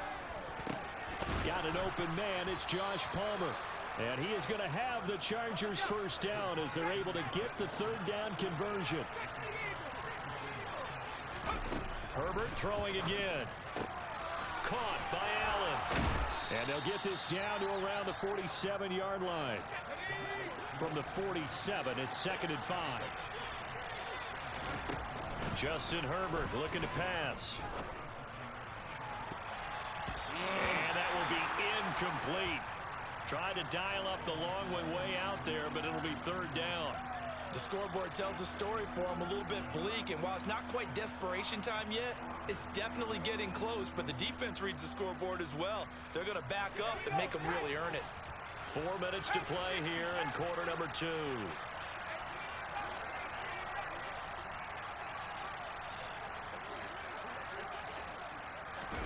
Back to throw here, Herbert. Over the middle, and it's caught. Keenan Allen. And he's going to be taken down with the first down at the Ravens' 32-yard line. On the give, this is Eckler. And the big boys up front, they're going to stop him right at the line. Officially no gain on the play, and it's second down. And the big fella stuffed that one up in a big way. I think doubling him has to be a priority because you can't move up to the next level if you don't take care of him first. Off the play fake to Eckler, it's Herbert. Finds the open man, it's Mike Williams. And he'll be out of bounds, able to get it down to the 25 there. So the completion good for 6 yards. And now we've got a 3rd and 3. He was out there waving his arms, and when you got a quarterback out of the pocket looking for any help, I guess waving the arms is helpful. It certainly is, because you got to get his attention, because now you're in scramble drill. So everyone's adjusting their routes, finding open space, and he found the right spot for the completion.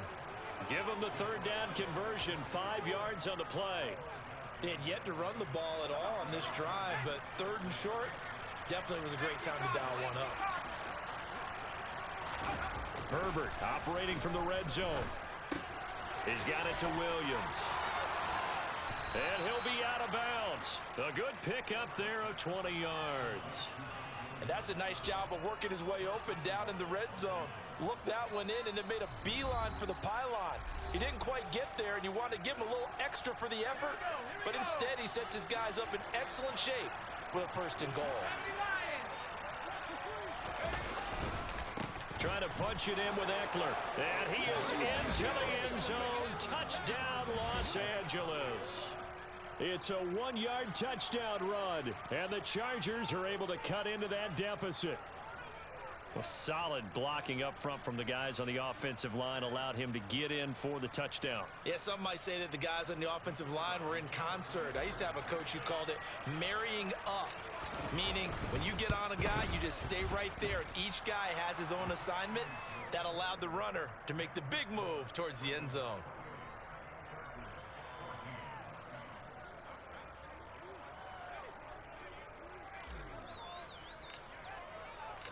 The kick unit on here for the Chargers as they will send this one away. Taken from about the 12. And a good return as he'll be stopped just shy of the 30-yard line.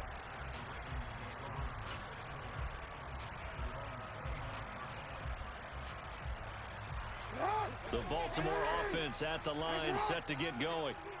Right now, everything they touch turns to gold. This is their 4th possession. Touchdowns on their first 3 possessions. I mean, this defense, they can't seem to stop them. It's like they're on skates.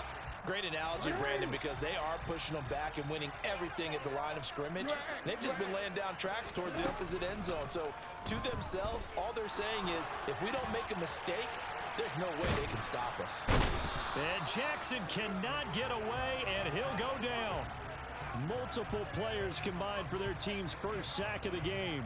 But that's what they have to do more of defensively, not just getting sacks, but they have to keep getting in his face, not let him get his feet set and deliver. He's been carving them up previously. Yeah, already has a couple of touchdown passes. About time they put a few grass stains on that jersey. And he's got his tight end. That's Andrews. And he gets this to the other side of midfield across the 45 before going out.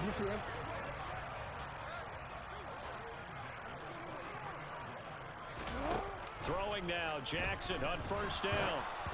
And he takes a shot on the release as this will be incomplete. I see the surprise in your face there, partner. That is a rare incompletion from him. He's been on point this entire game. He has percentage completion-wise way up, not that time. So 2nd down, still 10 yards to go. Ball on the 43. Jackson. And he's got his receiver. That's Sammy Watkins. Now the Ravens going to use one of their timeouts as they'll stop it with a little over 30 seconds to go in the first half of play.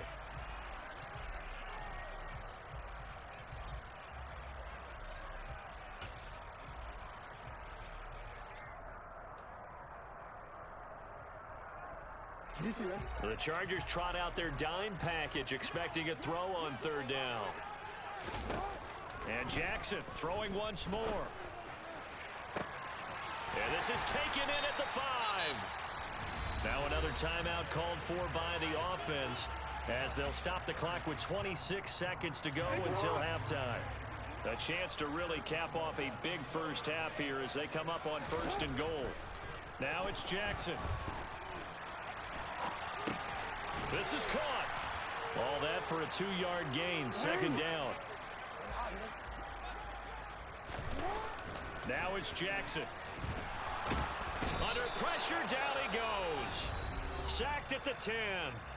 And with just 4 seconds left in this first half, a timeout call.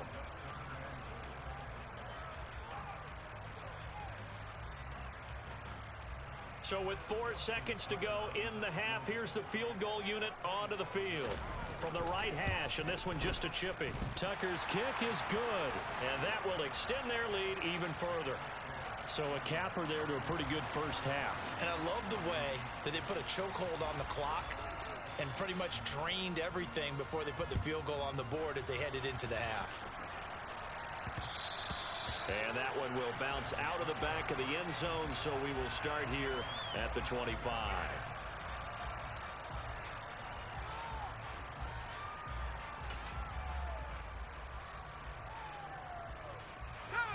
The Charger drive about to get going.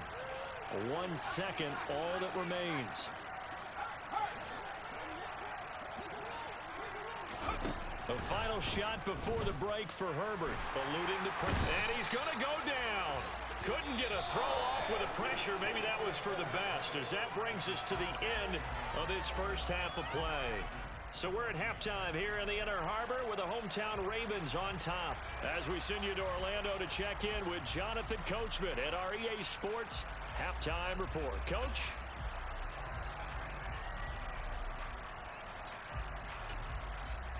And we welcome you back now. Alongside Charles Davis, I'm Brandon Gaudin, getting set for quarter number 3 here. The Chargers going to get the football first here in this second half, and they trail as we get back underway. And that one will bounce out of the back of the end zone, so we will start here at the 25. The Charger drive about to get going. And you have to think, Charles, down 3 scores already. They need to play an almost perfect second half to have a solid chance. And that absolutely starts with finding some way to put together a touchdown drive here. They need to be smart, fast, efficient, get the ball to the end zone, and do it again multiple times in order to have a chance to win this game. All right. On second down, Eckler. And he will lose yardage here back at the 23-yard line. 2 yards the loss, and now 3rd and 12. But these guys are going to chop into that deficit. They got to do a much better job in the run game. Caught behind the line of scrimmage, no yardage to be found. Going to throw on 3rd down with Herbert, and that is incomplete. And those two just haven't been in sync thus far. They've done a nice job against him, but still, with his talent, you would expect him to have more completions to him in this game.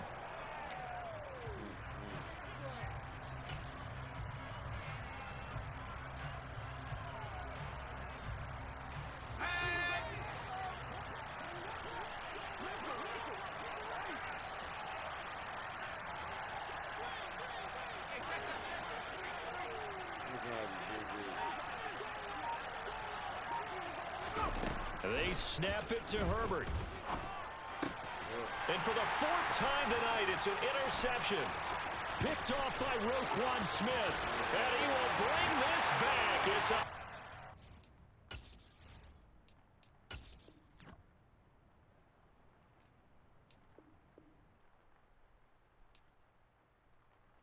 Damn.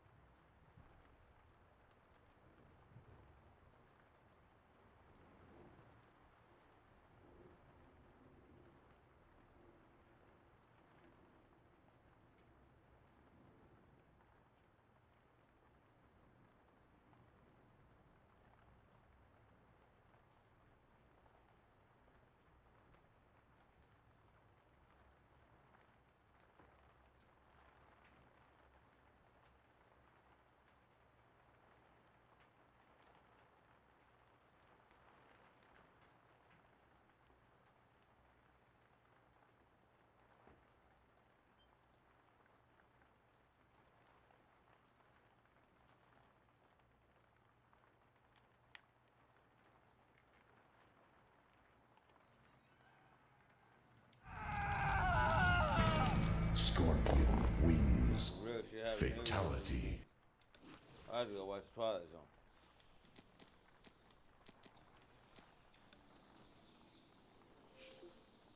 It's running harder than a bitch.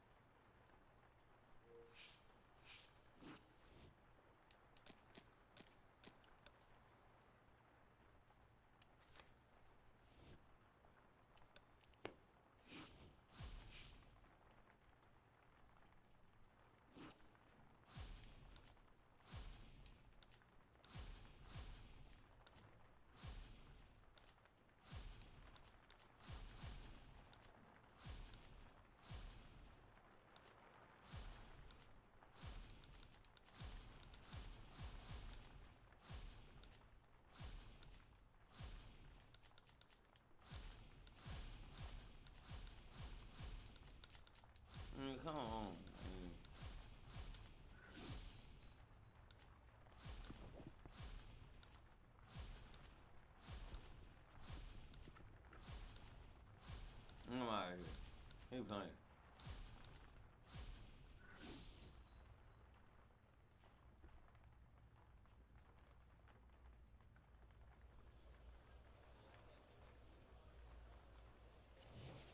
Good evening, everybody. Joe Tessitore. Opening 3 minutes of this 10-round fight. Good work defensively by Mike Tyson. Plus, he landed that counter punch. Yeah, and he forced him to punch. He made him, he drew it out of him, and then he timed him beautifully.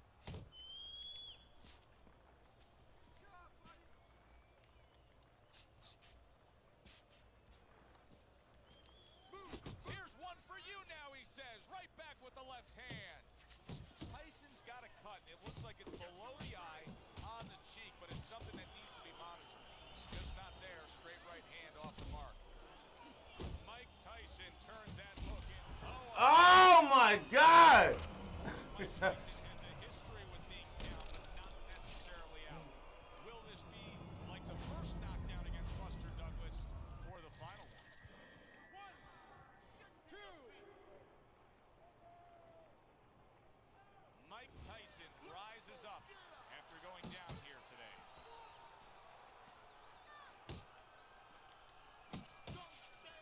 And coming upon the halfway mark of this 3-minute round, Mike Tyson's got to deal with a cut Shii. Right to the head with that right. What a nice combo by Mike Tyson. Tyson's legs can't fail him now. Oh, my, is he taking damage. Good defensive skill with the blocks by Mike Tyson. How about a return to sender with the left hand? Piercing jab. Tyson's on the receiving end of a very good counterpunch. Tyson's crushed by a big left hand. Lands flush with the combination upstairs. Ah, nigga, what? Find a way to dig deep and climb up off the canvas.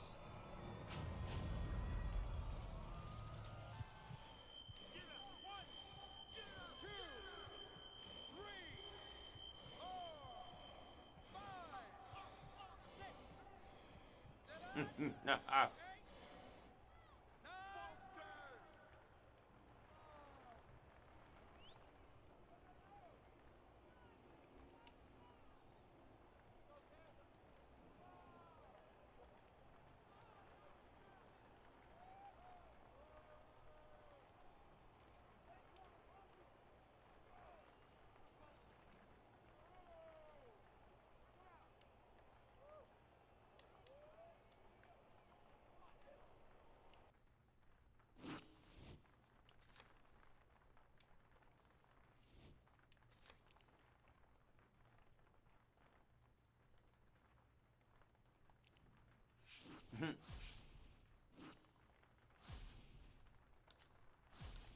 Not be whatever you want, man.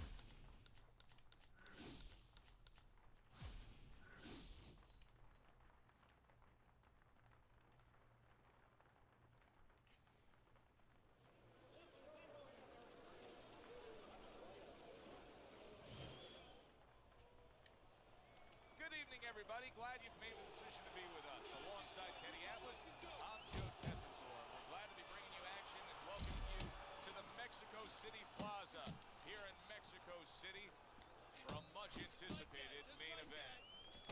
10 rounds of heavyweights between Mike Tyson and the real deal of Evander Holyfield. Oh, he just misses with that headshot. A step back, then the counterpunch by Mike Tyson. Very similar to what you see Floyd Mayweather do. You know, make a miss, pull that shoulder back, and then come right back with the counter. Oh, and they decide to trade there. Mike Tyson's showing you what it takes to be the best in this business. Good, crisp combos. No, he missed that right. Tyson's power has been shown off early on in his fights. Teddy, what effect could his power have early in this fight? Well, if he catches his opponent, it could be an early night. But if he catches his opponent survives it, guess what? It could be a long night, man.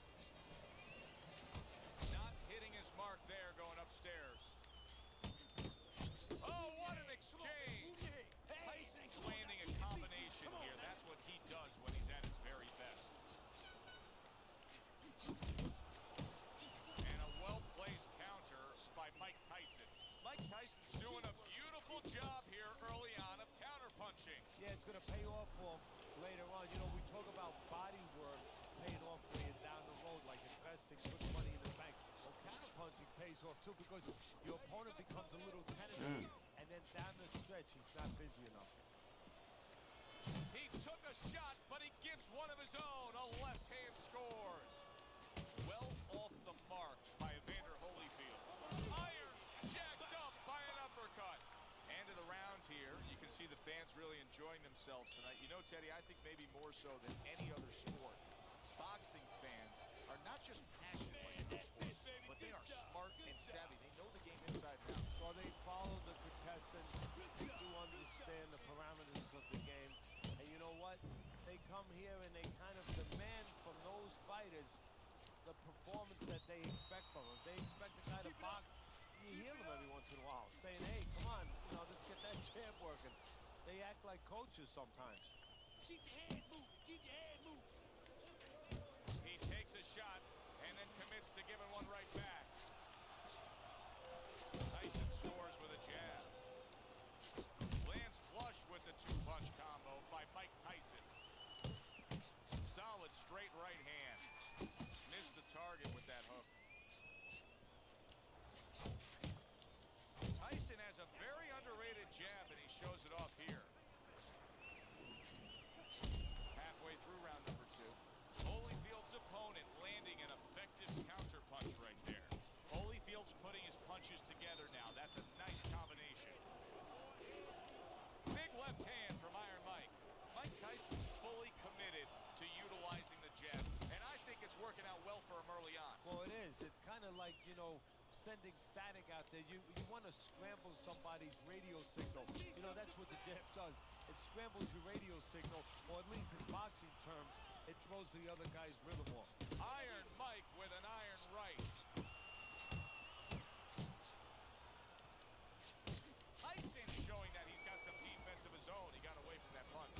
Jab followed by the straight by Mike Tyson.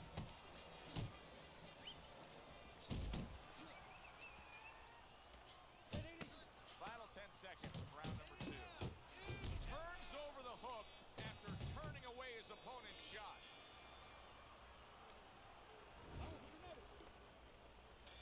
And round number 3 is underway.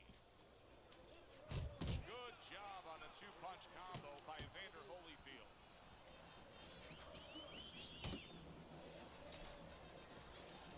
That was nice. He just drew the punch from his opponent, and then a good counter by Mike Tyson. Yeah, like running through the rain without getting wet. Beautiful. Good combination to the body. Accurate uppercut after taking a shot of his own.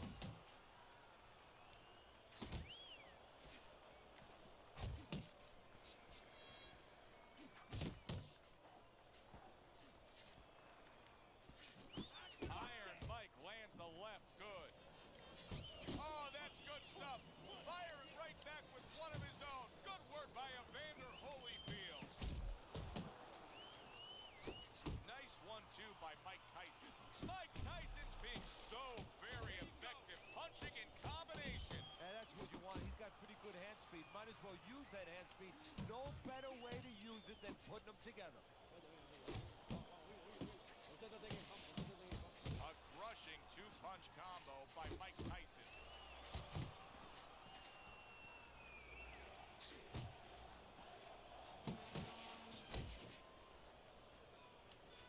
They trade shots. He comes back with a right hand. Chop a little wood with that hook. That was a miss by Mike Tyson.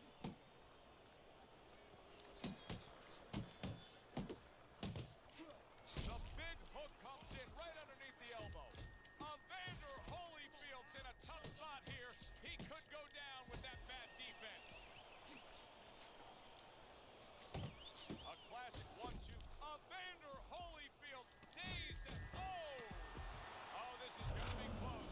He may be able to survive the round, but he has gone down now.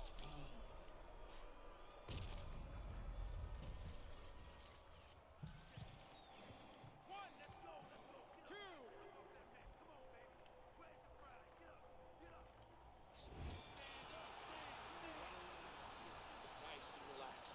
Good, good. This is what I need you to do. Having put his opponent down on the canvas, he's already easily taken the first 3 rounds of this fight as we begin round number 4, Teddy. Well, it has been easy for him because his opponent has no defense. He just walks in and he's eating punches. Holyfield's trying to get back to where he was here in this round. He was knocked down in the last round. Now, Teddy, when you're the opponent and you knock the guy down, those opening few moments of the next round, do you try to size up and kind of take into account where your opponent is? Do you look into his eyes and assess the situation? Well, I don't know if you get close enough to look right into his eyes as an opponent, but first of all, in the corner, you better not send your fighter out if his eyes don't look clear. That's your responsibility, looking out for the fighter. But as the opponent out there, you look at his legs. If his legs look a little wobbly, you get right on him.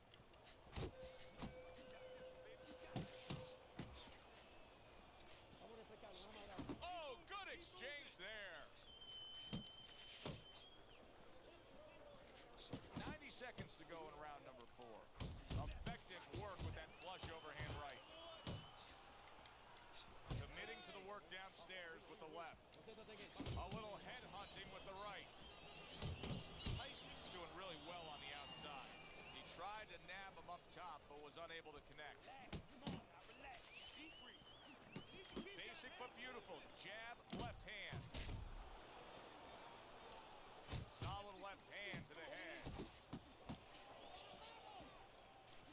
Holyfield's opponent knows it. Evander Holyfield stunned, and he is solid.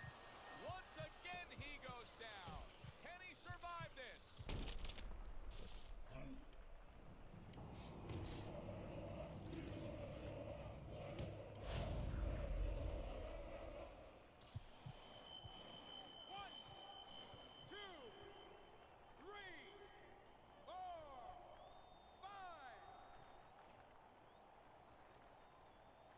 So he goes down, but able to get up to his feet. Teddy, what should he be thinking about now? Well, right now, just surviving, but if he survives, then he better figure out why he was put on the floor. Flush right hand to the head. Holyfield's failure to get away from his opponent's right hand is really the difference in this fight. Yeah, it is. He continues to get hit with the same punch. Needs to slip to the left. Zoning in on that gut combination punch downstairs.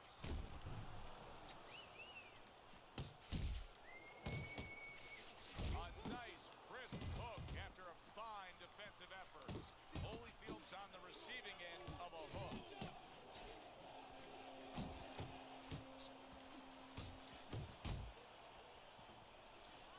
Takes one, but gets one. Good work. Big, big shot comes crashing home. How is this going to go on? Once again, he hits the deck. Well, he's getting practice at it, so he might figure it out.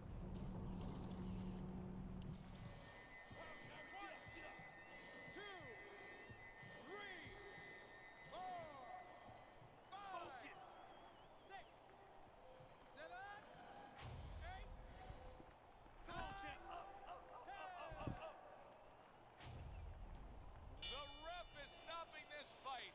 Mike Tyson's corner is already celebrating. His opponent unable to beat the count.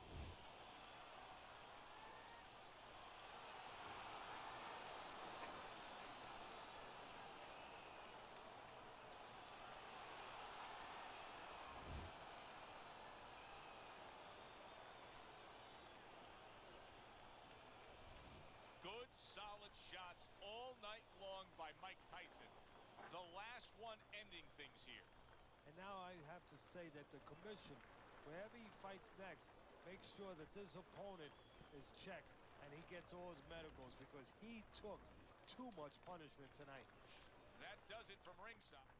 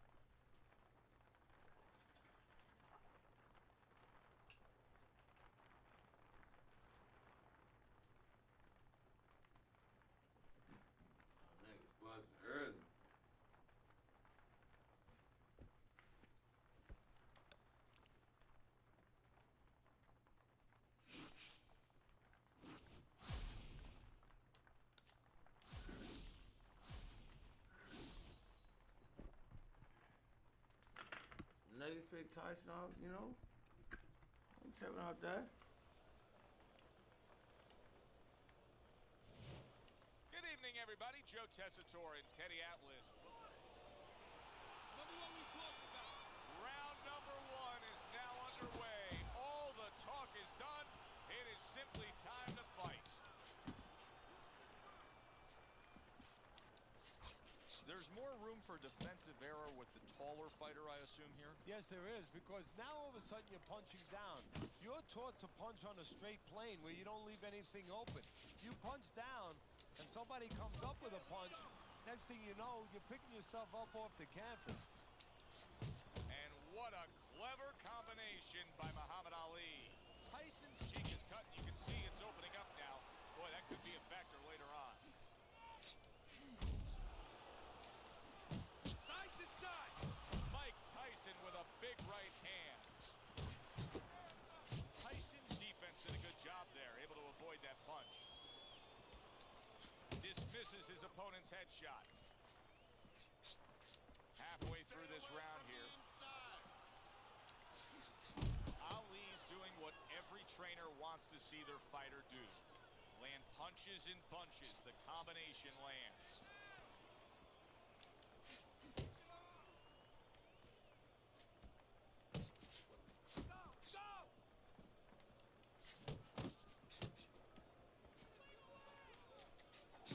Gotta be accurate to send the combination to the body, and he does that.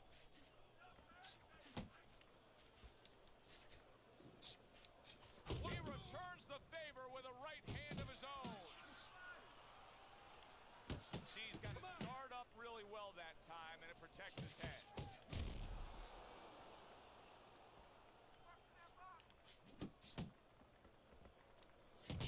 Unable to get to Ali. Ali blocked it. Final 10 seconds of round number one. Off the target by Mike Tyson. Fuck. And that's the end of round one. Ali King what's up, my nigga? What? coming off of a sensational round you just saw. My nigga, King in the fucking building, man. I appreciate you, my nigga. Happy New Year to you, my nigga. I see my nigga be turned up. That's like going into a restaurant, you get a stain on your My nigga, you know, and the congrats to stain you, just man. doesn't come Lot of out. success. You know, you go to your cleaners, it's still there. Those I'm gonna knock body this shots, nigga out, they don't though. come out. They stay with you round after round, and they keep doing damage. They keep paying off for you. He's got the benefit of that body work going for him.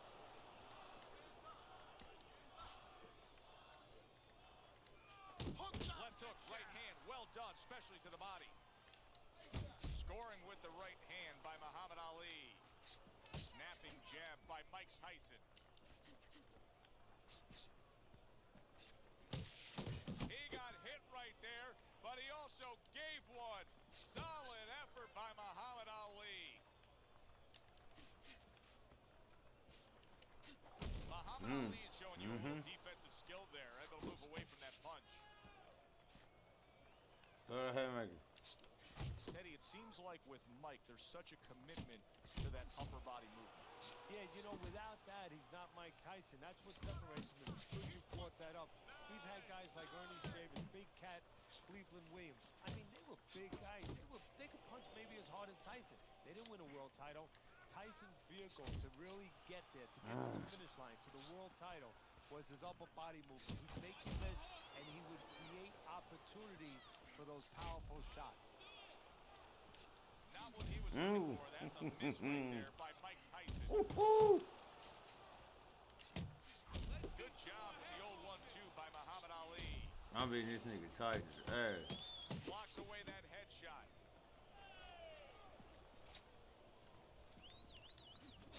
Comes right back at him with a left hand. And the old 1-2 by Muhammad Ali.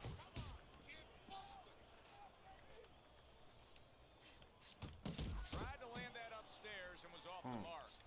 Able to cover up along the belt line, blocks that one. We got that. Ali's Work. ability to get to his man paid off well there. He damaged him in that round. A good block by Mike Tyson. Tyson's able to land a good, solid left hand. Good return fire that time. And you see what he can do when he sends that right to the head. Ali's at his best when the combinations are landing. He scored well there with that combo. A huge right hand from Mike Tyson.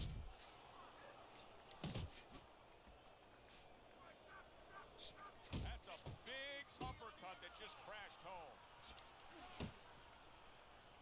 Ali's got a way of just getting away from that punch. Ali's the kind of boxer that wants to do just that. Find the target, get the combination working, land both punches. Way to block there. Look at Muhammad Ali and his ability to avoid punches here. He's got it every which way. He's slick, he's smooth, he blocks and parries. Good defense. Really good job by Ali. Look at that combination by Muhammad Ali. Muhammad Ali's making for a clinic here in combination punching. Well, the first couple punches here, Joe, they're throwaway punches to really set up the payoff down the road. You see the third punch, the fourth punch, the fifth punch. They're the ones that wind up landing. Here's a moment here as you see the step back counter punch where you realize this is the sweet science, not just some raw savagery swinging out there. Look at the little subtleties here, Joe. What he does is he forces them into a position to stop the punch. And then when he stops, steps back, makes a miss, and comes right back. Good combination punching by Muhammad Ali. 10 seconds to go in this round. Like the way he was able to hook to the gut there. Accuracy an issue there. Didn't land that straight right hand. And this round comes to an end. Ali's off to a really good start tonight. This is the first time we look at Teddy's scorecard, and you can see that he has a clean sweep through 3 rounds. How about that? Another right hand. Tyson's coming up with the answers, avoiding that punch.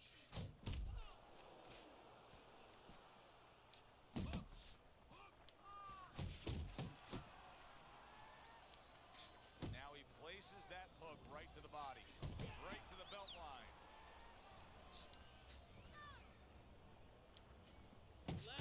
Great work offensively, landing that combination by Mike Tyson. Tyson's just rolling away, but that's not the answer at all, Teddy. These middle rounds has gone his opponent's way. Yeah, if he had just a physical guy in front of him, Joe, maybe it would be okay. Be entertaining, you know, he'd have a shot. But he has a good boxer, tactician in front of him. It's not working. Halfway through round number 4. Jab and a straight by Muhammad Ali. Come on, kid, focus.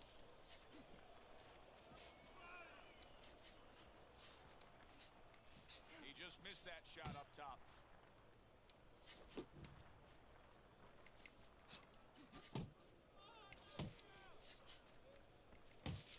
Doubling up the jab by Muhammad Ali.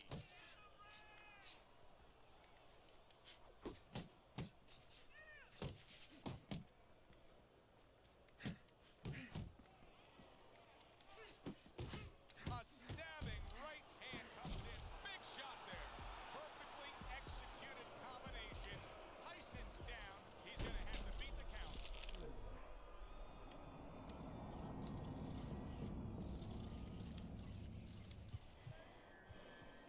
Get your ass up, nigga. So the knockdown scored against Mike Tyson, but his opponent may want to watch out as Tyson has steadied himself back up on his feet. That is exactly what the corner wanted to see. A good combination punch by Muhammad Ali. And that's the end of round 4. Ali's got to feel great right now. He just scored a knockdown. Now he's got all this confidence that could carry him through. Yeah, he has a watch. He doesn't get careless. Oh, he has plenty of confidence. If he walks in a little reckless now, that confidence could go right down the drain. Oh, and the right hand comes into play by Muhammad Ali. Well, there he is on the outside, staying away from any danger, but still able to do what he wants. Hey, Joe, so often we talk about the height, we talk about the length, but how about talking about patience? How about talking about discipline? He's using both those assets beautifully, staying on the outside, getting his kind of fight.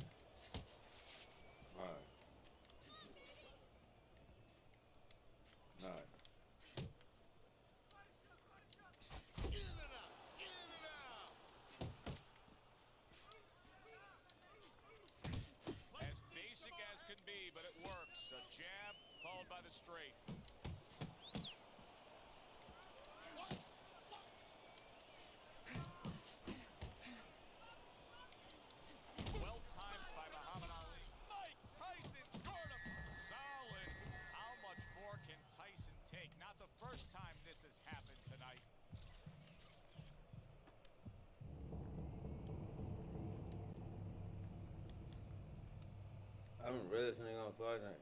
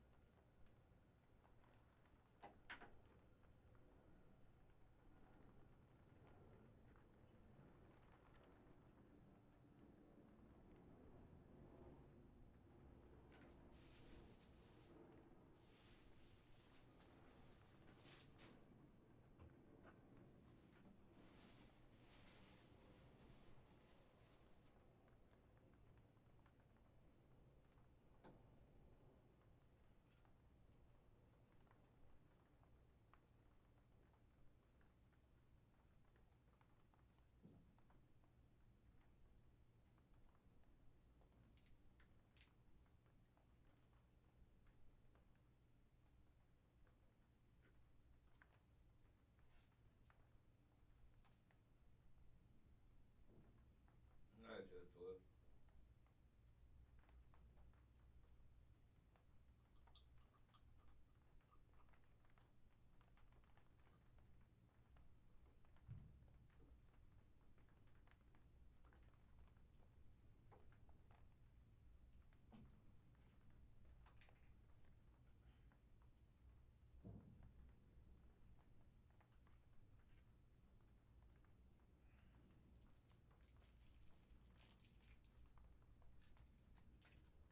Niggas are bringing out heavy artillery.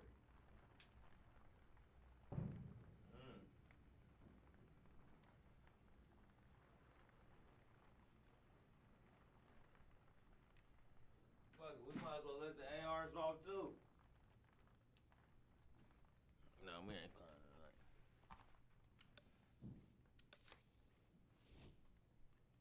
Hey.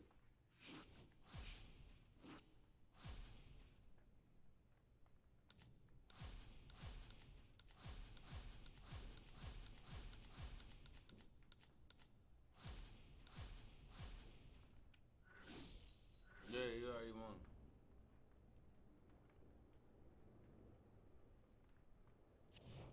Hi, everybody. I'm Joe Tessitore alongside Teddy Atlas. Good evening and welcome to the New Orleans State Palace Theater for our main event of the evening. 10 rounds of heavyweight action.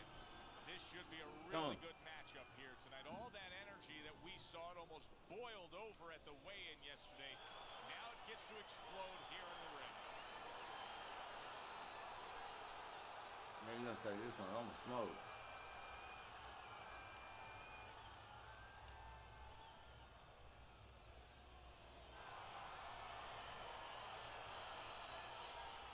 All right, gentlemen, protect yourselves at all times. Let's touch them up.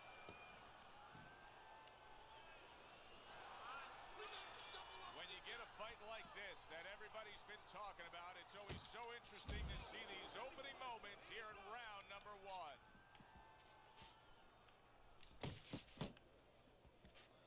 Many may believe that in a matchup like this, power puncher versus power puncher, that he who has more power wins. But in a way, is it as simple as saying he who has more fundamentals wins? Yes, absolutely. He who has a missile to get that bomb to the target, he's going to win. He has his target. He lands a straight right.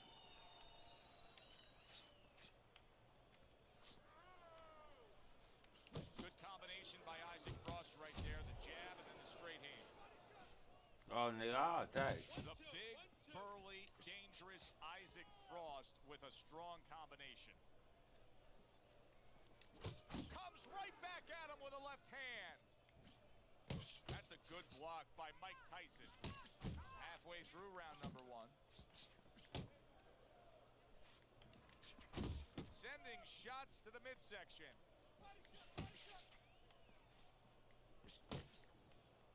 A well-placed left hand up top.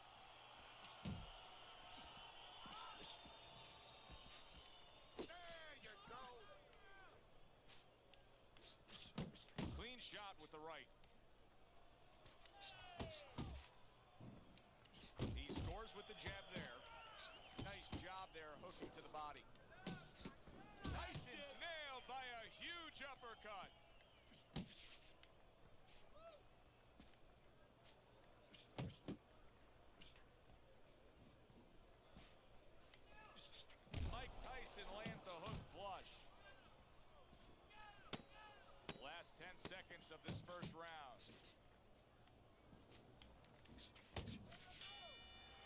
Mike Tyson's got to find a way to land more of these punches. It's okay to throw punches, but not if they're just drifting off to space. Absolutely, and space is it. He's in space. He's too far away. He has to get the right range. That's a forceful two-punch combo by Mike Tyson. Isaac Frost knows how to do everything in the ring, but throwing a right hand like that, that's one of his specialties. Frost left now getting into the mix. Good step back, counter punch there. Beautiful.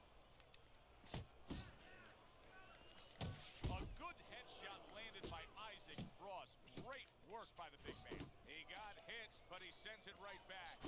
Frost's combination punching is working well here.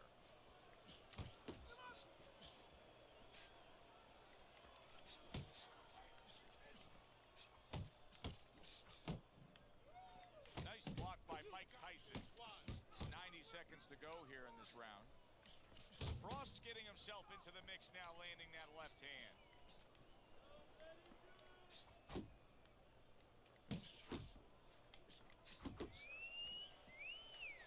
I think Isaac Frost could actually knock out a guy with the jab. Isaac Frost's work in training camp is now paying off. You see the accuracy and the effectiveness with that combination.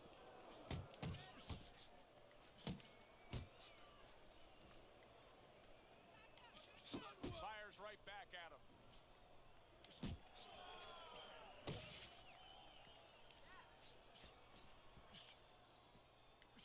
Frost landed a good, solid combination.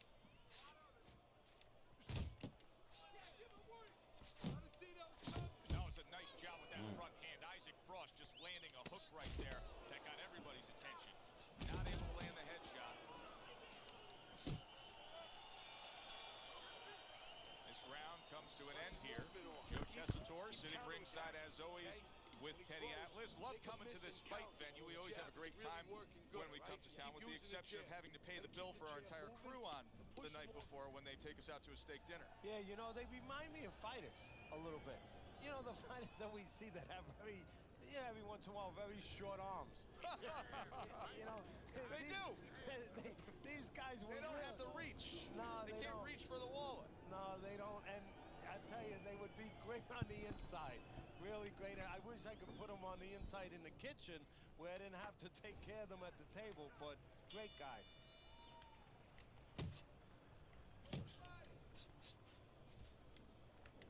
A good block. Comes right back with a shot of his own.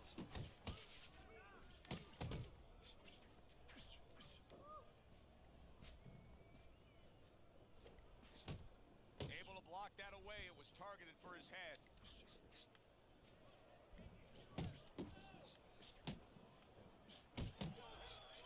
He scores with the jab there. You know, Joe, a lot of times you think about a jab being used by an outside guy, but to get inside, you need a cover. And there, right there, was the cover. Needs to improve that accuracy. Missed with the headshot. Keeping his hands up, getting rid of his opponent's offense.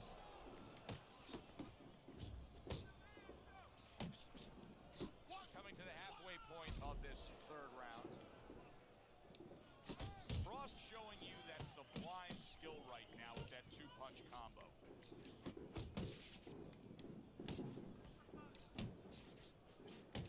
He's starting to gain some momentum here, especially if he can keep connecting with the left hand like that. Isaac Frost is so good with that left. Scored well up top. Tyson's movement's really helping him out, avoiding that punch. Keep working the jab. Good. Pulls the trigger right away with the left hand after getting tagged himself. Good defense upstairs to stay away from that offensive assault. Frost keeping his guard up very, very well. Teddy, does it help to have the speed that he has? Sure. Anytime you have speed and you can put it into the equation where whatever you're doing, it has to be technically right, but now you put speed, you're doing it even better. You're doing it at a higher level. Listen to me. Best defense is to throw. This is turning into a wasted effort here as we reflect on the first 3 rounds and get a chance to look at Teddy's scorecard. Yes, he's throwing punches, but nothing's landing clean. He's down on your scorecard 3-0. Yeah, he's wide open every time he throws. And he's getting caught counter, especially that right hand, right up the middle. Able to counter that attack. Frost doing well here with that 2-punch combination. Oh, and he returns fire with a left hand. And that's what fighters do. Pulls the trigger right away after taking one.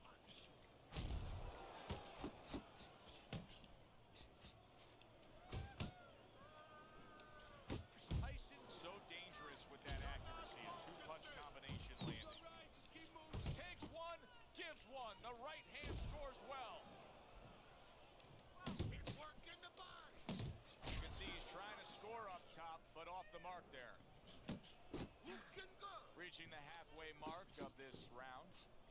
He scored well after being hit himself. A well-targeted classic 1-2 by Mike Tyson. Holy cow, look at this. Back and forth they go. There's no stop. You don't know how good you are until you push. You push to the brink. They are finding out right now how special they can be. Beautiful hook, accurate as could be, and damaging downstairs. Frost's almost looking foolish that time he missed so badly. Oh, and he's got something for him himself, and it's a left hand. Effective with that 1-2.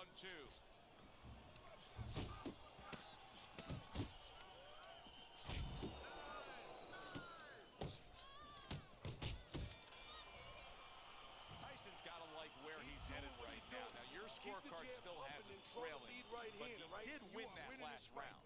Yeah, I think so. I mean, before it looked like he was just trying to, negotiate with his opponent. Now negotiation is over. He's trying to just go through him. And for where he's at, I think that's the right attitude. He missed with that headshot. How about that left hand? A little something for his opponent after getting tagged.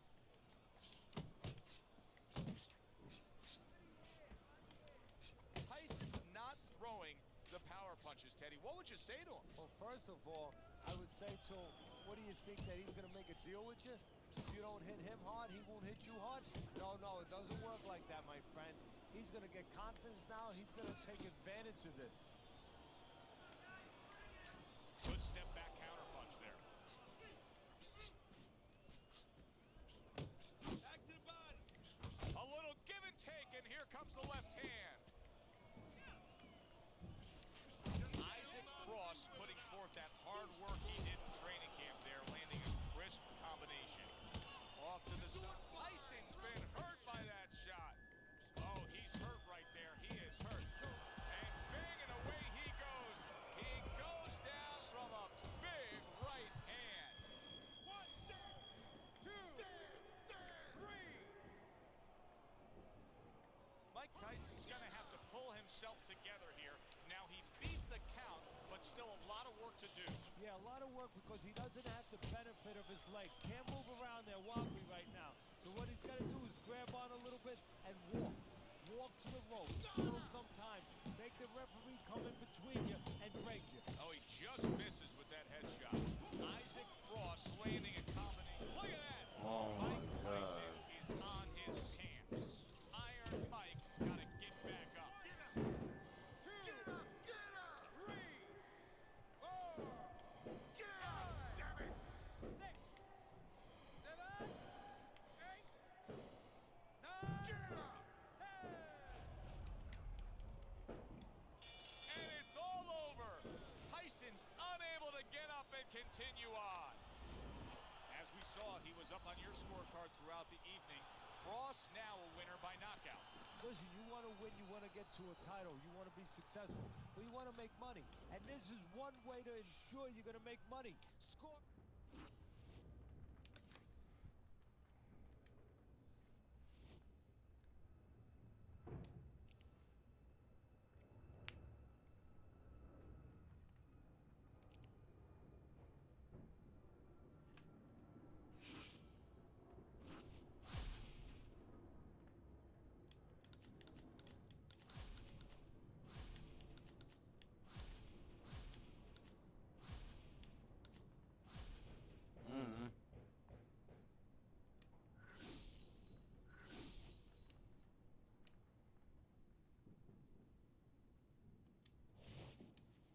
I'm Joe Tessitore alongside Teddy Atlas, and we welcome you to the Metro Manila Arena. We're here in the Philippines for tonight's main event. 10 rounds of heavyweight action. This should be a really good matchup here tonight. All that energy that we saw, it almost boiled over at the weigh-in yesterday. Now it gets to explode here in the ring.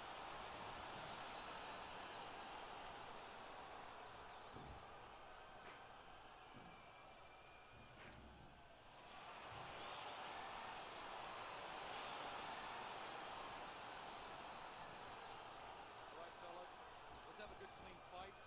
Touch them up and let's go.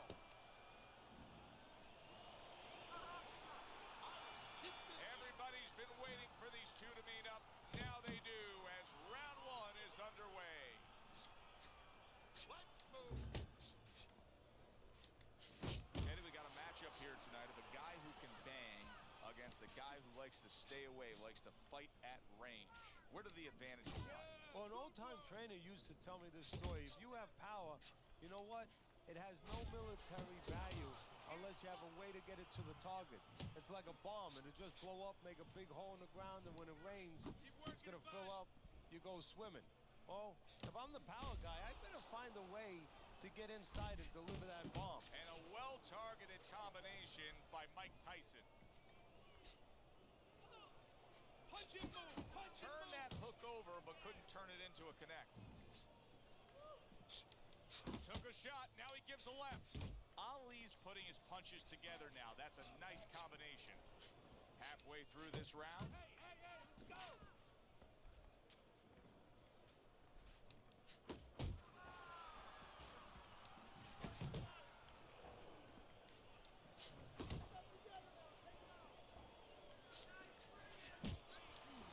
Mike Tyson's making for a tough target there. He gets away from that punch.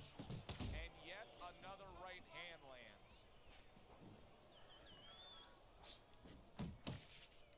Back to the body. You see him with the left to the head there? Good shot to the head with that right hand. A nice block by Muhammad Ali. Watch the hook.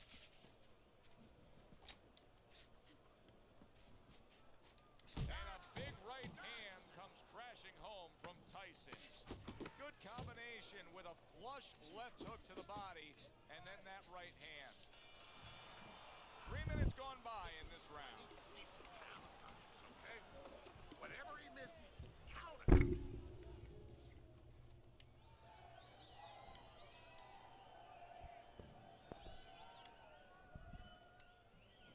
Nice work, kid.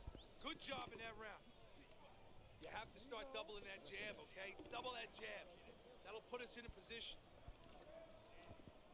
Happy New Year.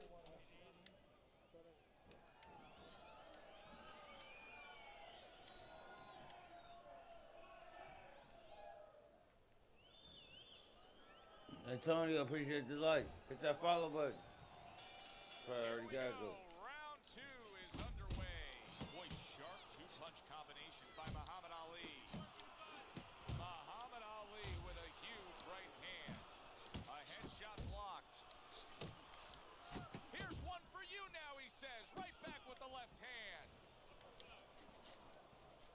I'm beating his ass. Good scoring shot. It was a straight right. Mike Tyson digs deep with a big uppercut.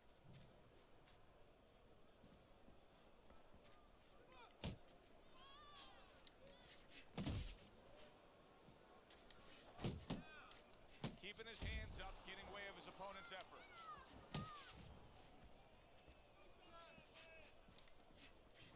There he goes with the right hand again. And coming upon the halfway mark of this 3-minute round. Mike Tyson's doing exactly what you should to be a strong defensive fighter. You got to block those punches away.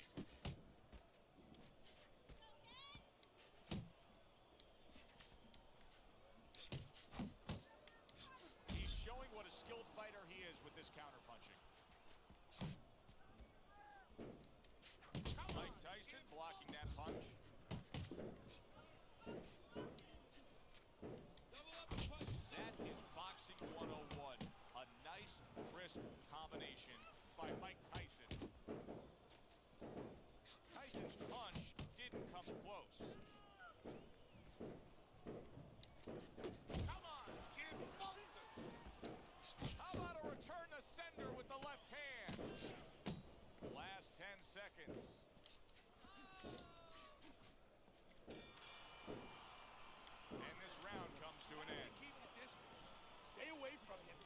throwing that jab. You gotta fight. You gotta throw more.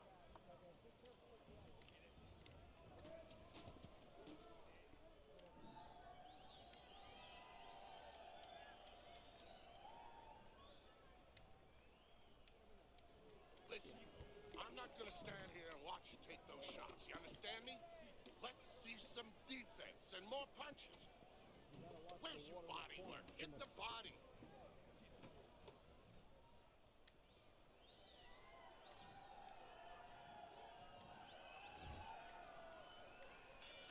And round number 3 is underway.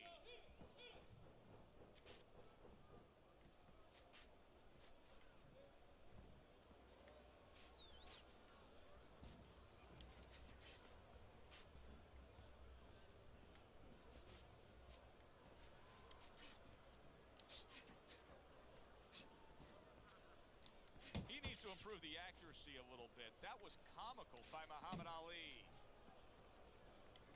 Let's see some more head movement. Teddy, I've heard you say it a million times early on in a fight. If there's any one piece of good advice you can give, it's start depositing it into that bank. Go to the body. Yeah, because the interest comes later, and you're going to see the payoff in the late rounds. Mike Tyson's knowledge of the game is showing through. 3 ways to defend. One of them is to block. He did it there well. Halfway through this round here.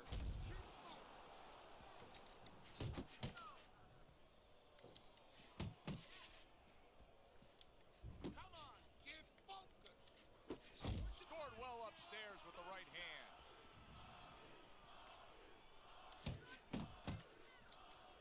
There's an excellent combination by Muhammad Ali. Huge uppercut by Tyson. Good looking uppercut that time.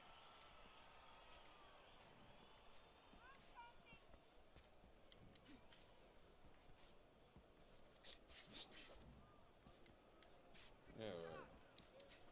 I don't believe you.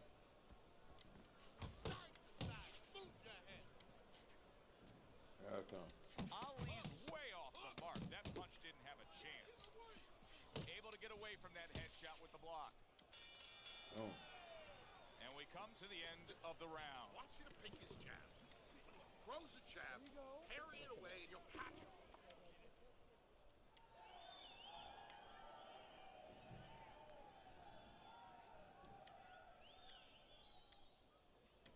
I don't want you to slug it out with this guy, all right? Just keep your range. Jab, jab, right, okay? Don't worry about it. Just get in your rhythm, okay? I want to see more jabs.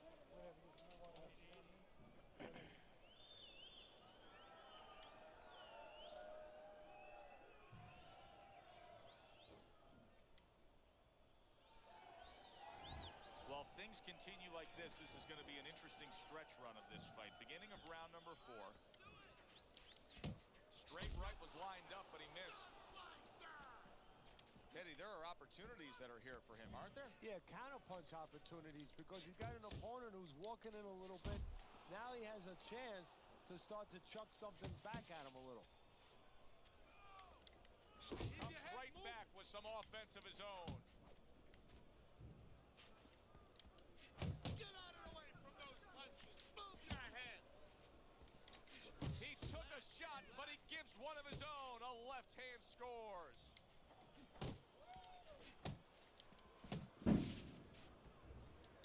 Iron Mike with a big uppercut.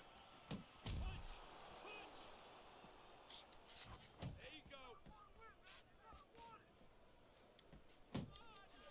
Putting his punches together. Good combination by Muhammad Ali.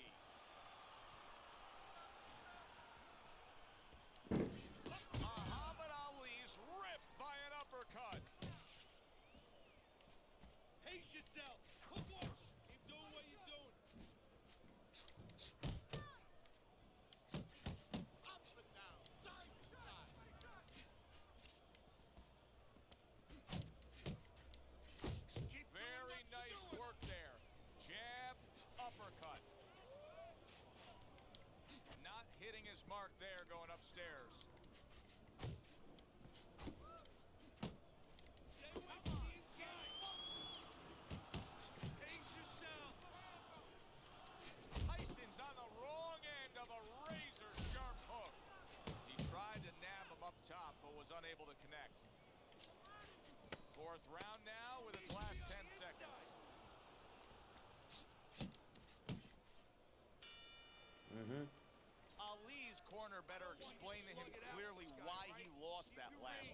accuracy was way off. Well, if you're looking to find change on the beach, you go out there with a metal detector. Well, right now, we need a punch detector. He needs a punch detector. He needs a jab to find the mark. Create more counters, okay?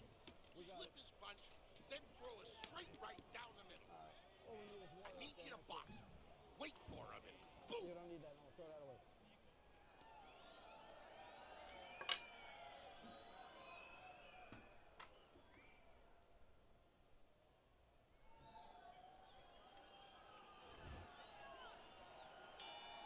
As another round gets underway, it gets us thinking, how much more of this will we see?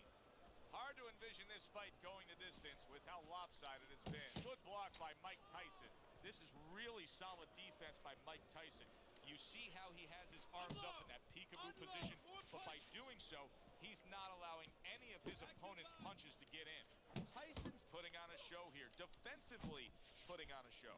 And it's helping his offense because, you know, he's creating holes. He's creating opportunities, holes that he's filling as he makes his opponent miss. Keep moving. Keep moving. Nice strike after catching one by Muhammad Ali. Focus. Tried to land that upstairs and was off the mark. Still plenty of time to work here in round number 5. Minute and a half to go.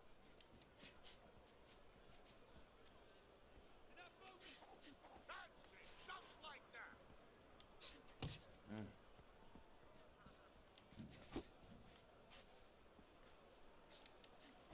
Jab right hand.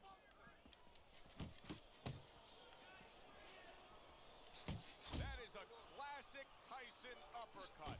Ali's well off the mark that time. Who's going next? Ryu with the raid?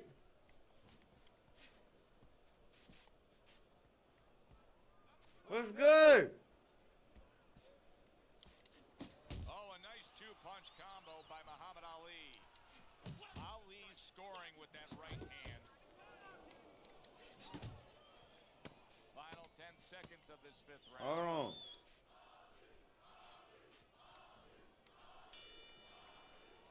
Well, that's yet Hold on. Happy New Year's. Jackson Ryu with the raid. 30 stars with the 50 stars. Jackson Ryu with another 50 and a 50. I appreciate you. Happy New Year's, bro. Also, instead of taking minute rest in sparring, he was taking 20-second, 30-second rest. It's showing right now. We in the house, man. On the outside. Keep it up. It's clowning out here. Hey, man, Happy New Year's to you, man. Appreciate everything you done did for me for the year before that, whatever the year, and the years to come. Love you, my nigga.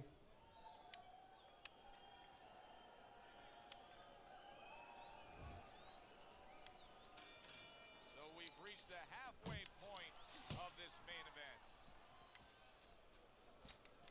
Protecting his head well with his guard.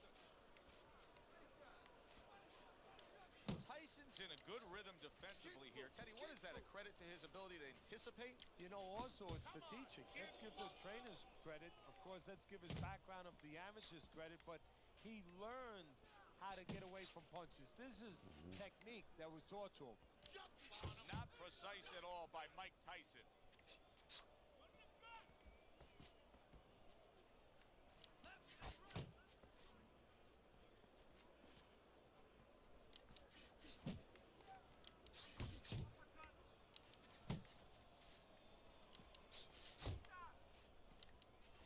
Muhammad Ali's putting forth a great combination there. Halfway through round 6. Good right hand.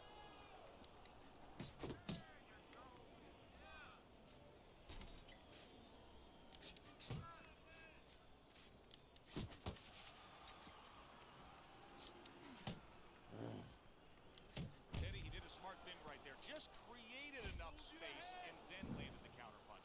Looked like the will of the wisp, the old great Willie Pep. Made him miss, made him pay.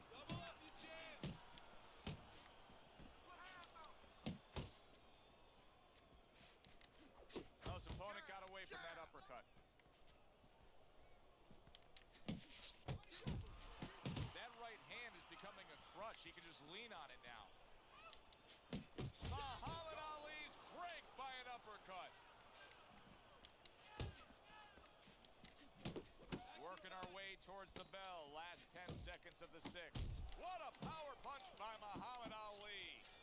And that's the end of round 6. Tyson's in position right now to really bring home a good victory. He's up on the punch stats. He's up on your scorecard. This is his fight. Yeah, we just hope that the judges, and you never know that. That's one thing that sometimes can really disappoint you in this business. You hope the judges. Oh, nah. Nah, it's only on the Xbox. Any other way. Oh, bad. I missed that. Yeah, no, it's only on the Xbox. My boy was trying to get it too. Double up your punches. Yeah, it's only on Xbox in the store. So if you got an Xbox, you can play it.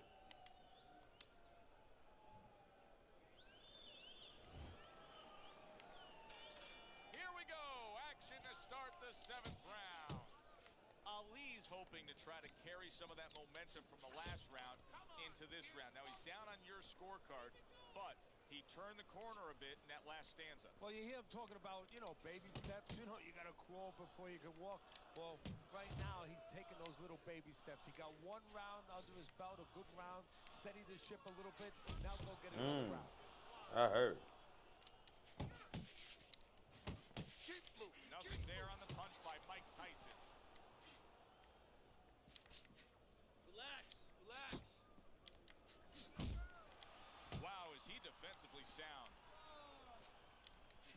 Muhammad Ali is using a lot of energy just by throwing so many punches, but he's not getting much out of all this effort at all. No, he's working much too hard. That's a good point there. He's working really too hard for what he's getting done. He has to now start to educate himself, start to, place those punches in the right spots. That was not well targeted by Muhammad Ali. Accurate shot, straight right hand comes in. You got this one. Keep it up.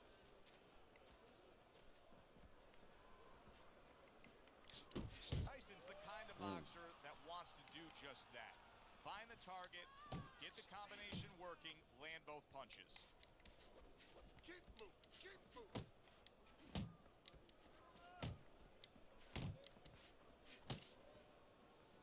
Unable to land clean by Mike Tyson.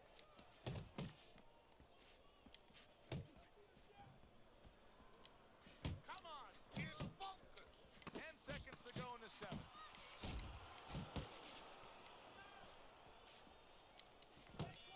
Ah, come on! Keep circling. Don't He said they got a new boxing game called I'm not gonna stand here Undisputed and coming watch out you this year. I'll fuck it. This is the OG. Appreciate everybody in the building. Happy New Year's to everyone. As soon as you feel ropes, move out. Listen, he's done. He is done. I want you to double up that jab and then finish him off with the hook. Oh, it's round 8. All right. I know he up on the rounds too.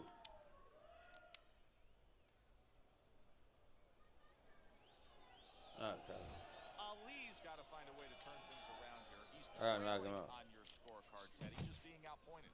Yeah, he's throwing punches like he's paying for them. And he's acting like a cheapskate. Oh, what a whiff by He Mike don't want to Tyson. counter.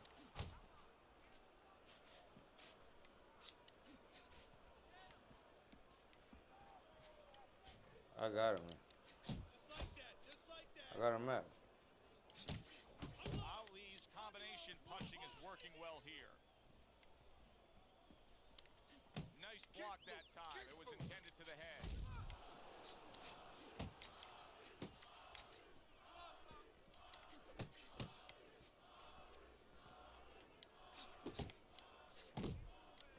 You need to block. Parries that punch away. He gets hit, but he gives it right back. Tyson's giving his opponent fits right here. His head movement is making for such an elusive target. Yes, it is. Now the opponent has to make an adjustment. He has to realize that he's finding air more than he's finding any surface up top. So go downstairs to the place that's not moving, down to the body. That'll start to take away some of that head movement. Landing a two-punch combo by Muhammad Ali. You're not focused. Keep those hands up. Comes right back at him with a left hand.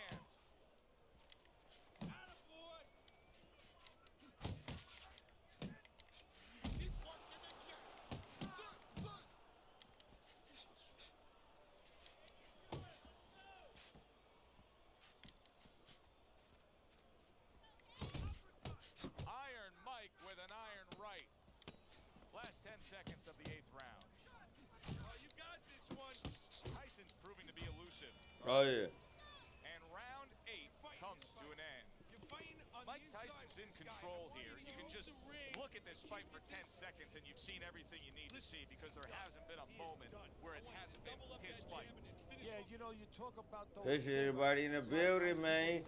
Shout out to Jackson Ryu, man. Appreciate you, Jax. Happy New Year's, nigga. Greed. That's the only thing that can beat him right now is if he gets greedy. Move that body. You need to move that body. All right, knock him out. You have to start doubling that jab. All right, knock him out. Double that jab. That'll put us in a I position. have to knock him out. I have to knock him out. Back to action now. We're underway in what has been a completely one-sided fight. You get the sense this one may not go the distance. He digs in with an uppercut after blocking that shot away.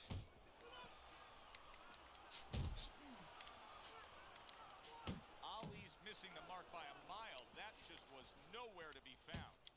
You're doing great. I'm good. Oh, no, not right there. By Mike Tyson. Keep moving. Keep moving. All right, go on.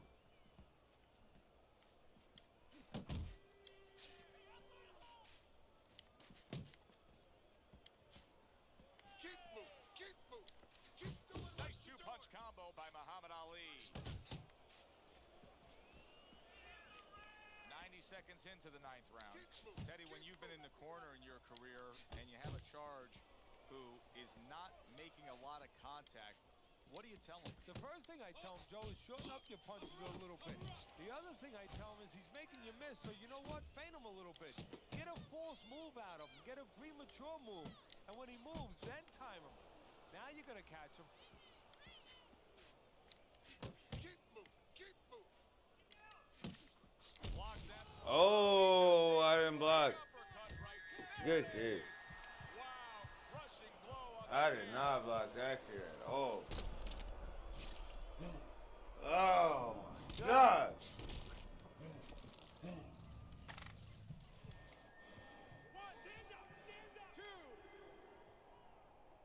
Damn.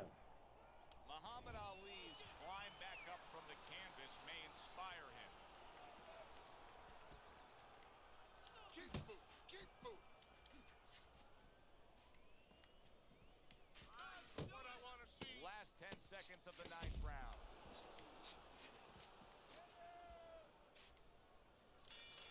Damn. Tyson's feeling great right now, and why not? He just scored the knockdown, and now he's got that eye. He's got that target, that vision. He knows what he can get after. And there's no reason why he wouldn't have that. Right now, the only thing that he has to be careful that he doesn't have is overconfidence. He doesn't get Stand toe-to-toe reckless. with this guy. You gotta keep your distance, all right? Listen, I want you to pick his jabs. When he throws a jab, parry it fuck that. away, and you'll catch him, okay? You got that? It's gonna happen.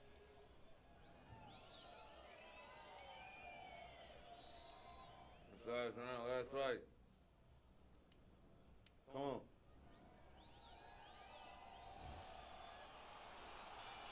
They've come this far, now only one round to go. 10th round upon us. Crashes home with the uppercut. This is what they worked on in training camp. Another good combo by Muhammad Ali. He's tired. He's tired. Mike Tyson with a big uppercut.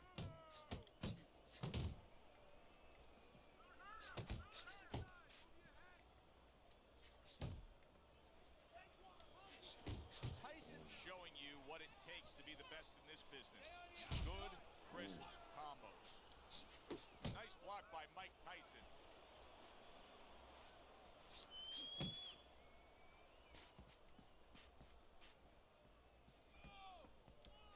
Keep moving. Keep moving. Keep moving. The combo lands upstairs. Pace yourself.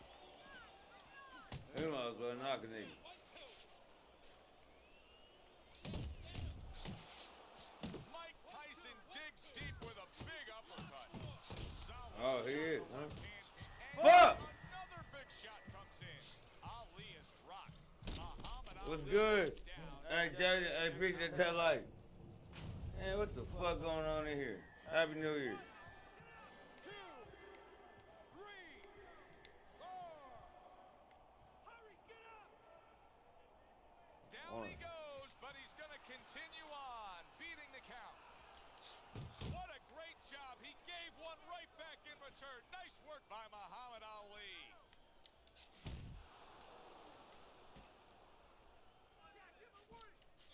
And a good solid 1-2 combo by Muhammad Ali. Keep moving, keep moving.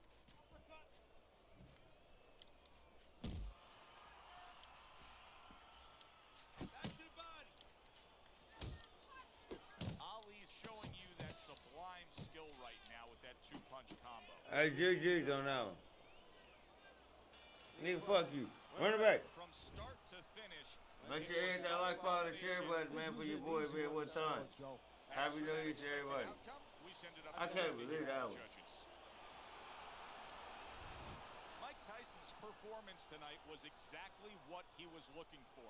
I need to blow my ass. It's exactly what the judges reward. Good, solid effort, a unanimous He was. decision. Yeah, if he was a pitcher, he'd be getting a shutout right now. Almost a perfect game. I ain't gonna say that. I can't. I ain't gonna do that shit no more though.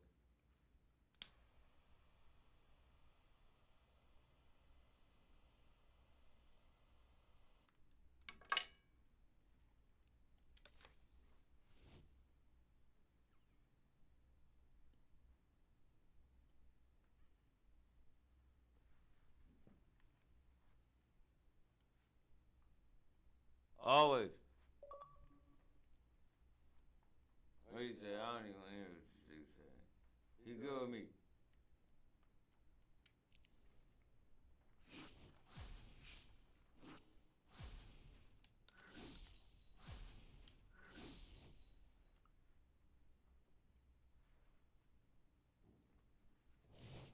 Hi, everybody. So glad you're with us. Joe Tessitore. Always follow your dreams. And we welcome you to the famed Boardwalk Hall.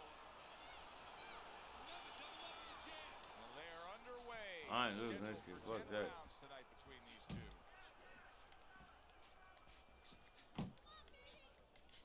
In a I'm matchup rushing, like this, too. Teddy, we know the outside fighter is going to try to stay away from that power puncher. But what about the outside fighter putting forth his own offense? What can we look for and expect from him? Well, distance will create He can run all offense. day. Misses will create offense. What he has to do is allow the aggressive fighter, the power guy, to do some of his work for him. When he tries to get in, make him miss, make him pay. Good block there by Mike Tyson.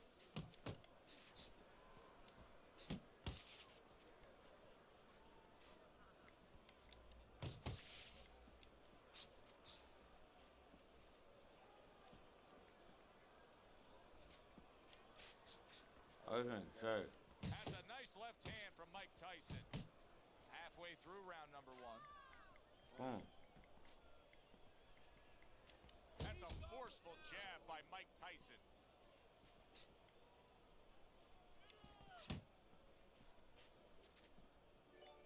Nice block by Muhammad Ali.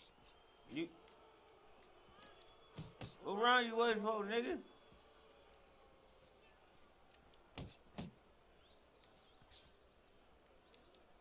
Tyson's doing well here with that 2-punch combination.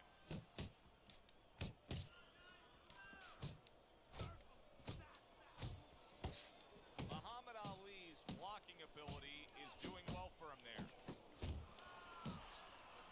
Oh, a big shot. The hook lands to the body.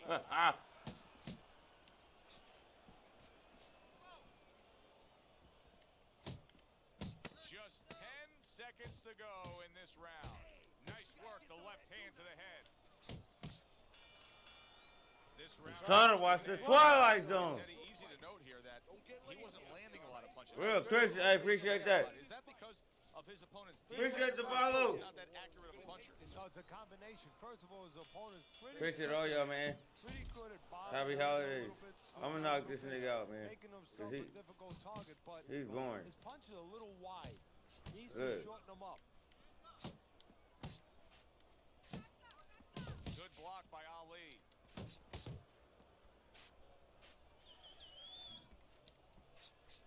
This nigga boring.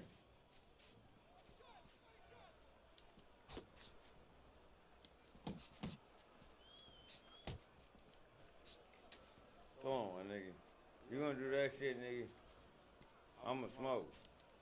Muhammad Ali isn't doing Here, anything. He's just I'll put the standing controller there. down. What in the world is he doing? Well, what he's doing is he's telling you, I'm not confident. I'm not sure of myself. I don't know what to do. You boring as fuck, my nigga. Look. Look. Then you run. Look. Come on. Halfway through round number 2. Ah, beat your ass, nigga. You come at me like that. Super 2-punch combo by Mike Tyson. Bitch, come here. Look at you. Now you run.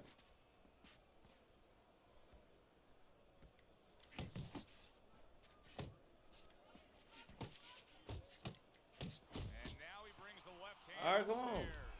Is that what I gotta do?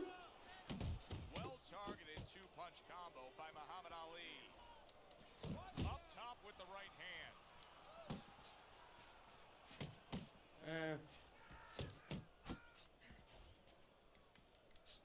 You boring as fuck.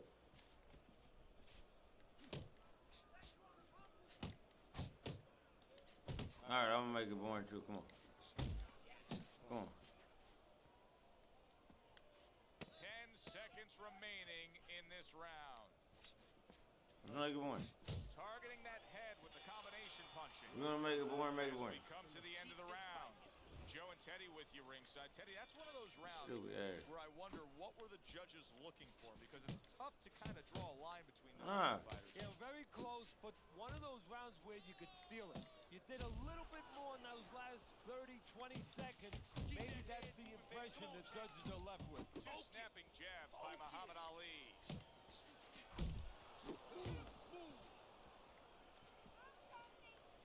Ali's swinging and missing like he's at bat right there. That punch was nowhere near his opponent's.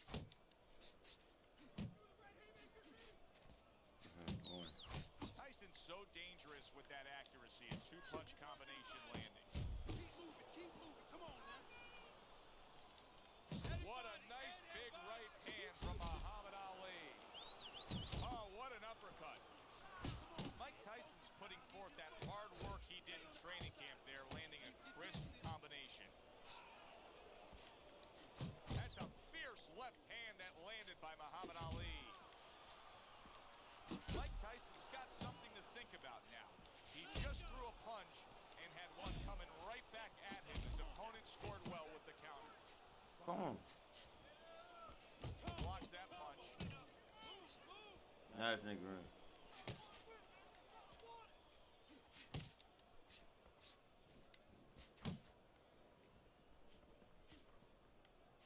There's a straight right hand. Attaboy, keep swinging, baby. Well placed, well timed combo up top. See that coming now, come on. You're not focusing. You're not focusing. 10 seconds to go in this third round. There's the nigga. And the bell rings, signifying the end of the round. Tyson's ahead on Teddy's scorecard as we take a peek at those scores for the first time here today. Round number 4 just underway. After 3 rounds, he finds himself up just a round, but nothing really to pull away early on. Good clean shot, returning fire. Well done by Muhammad Ali. Keep working the jab. Good. Muhammad Ali's Oh, you mad? combination here. Oh, you're mad. When he's at Let me guess, you're mad at me right now. How mad are you? any way in which he can take his opponent's aggression and turn it against him? Yeah, the Bitch, you ain't mad on New Year's. boxing 101, counterpunching. You got a guy coming at you, no better way than to change his mind. Make him miss, make him pay. Keep working that jab. He gives as well as he takes. You saw it on that exchange. Uppercut. Uppercut is wide open. Uppercut, baby. Come on. Right hand over the top, very accurate with it. 90 seconds to go in round number 4.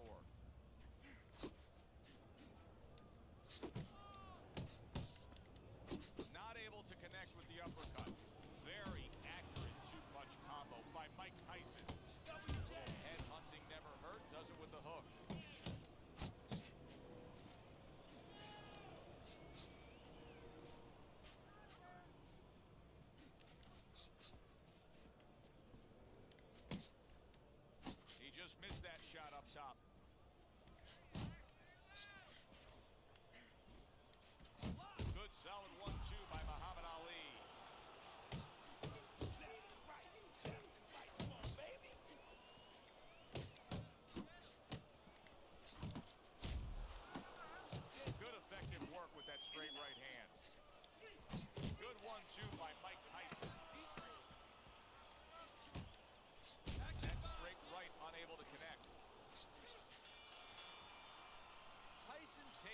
Weird ass nigga.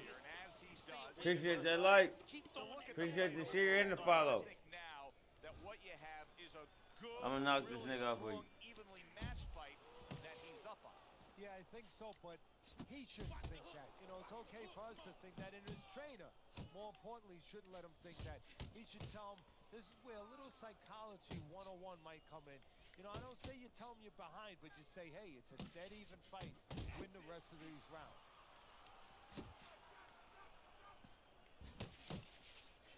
Ali's finding out right now that this counter-punching style is not getting the results he needs in these middle rounds. What is the answer? Well, when a guy's not coming in and walking in, you can't counterpunch. I mean, he's not giving you the kind of turf that you need. Now you have to find a way to create your offense, to lead a little bit. That starts with the jab, getting off first. Really good work right there, landing the two punches in sequence by Mike Tyson.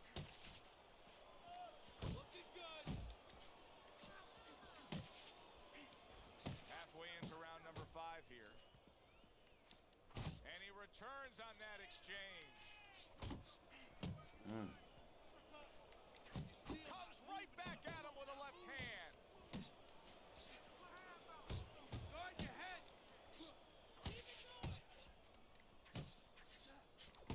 Return to sender. He gives him back one of his own.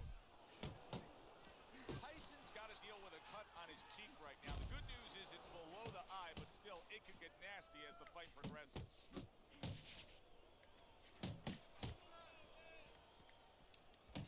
There's a taste of the I stopped doing that. see the skill he has in counterpunching. And you know what he's doing is taking his opponent's jab away. A sharp jab by Mike Tyson. Coming to the end of round number 5, last 10 seconds. Basic boxing, and it works so well. Put your punches together, a good combo by Mike Tyson. And round 5 comes to an end. Ali's trailing in this fight. I don't think there's any doubt about that. But not by a wide enough margin where he can't accomplish the task at hand. His corner's letting him know that. You can just tell. This is really solid defense by Mike Tyson. You see how he has his arms up in that peekaboo position, but by doing so, he's not allowing any of his opponent's punches to get in.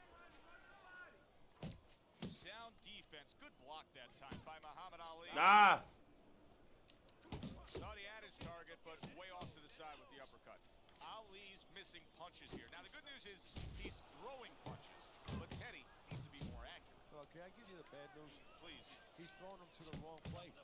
He's throwing them upstairs. You should throw them downstairs. This guy's moving his head. You go downstairs, you take away that head movement. Then you find him upstairs. Jab with a straight, classic Oh, combination. no. Reaching the halfway point of round number 6. Hard boxing here. Good effective work with the counter punch by Muhammad Ali.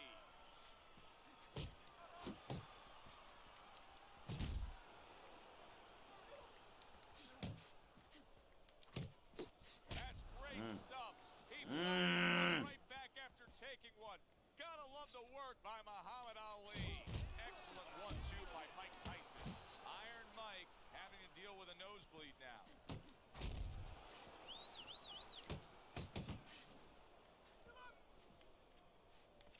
He's showing what a skilled fighter he is with the counterpunching. Well, the old timers used to say when you're calm in there, when you're controlling there, you can make him do what you want. He made him tie his shoelaces right there. What an excellent two-punch combo by Mike Tyson.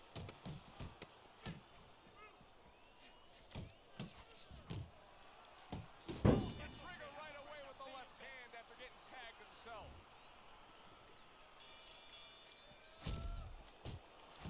Sharp and accurate 1-2 by Muhammad Ali.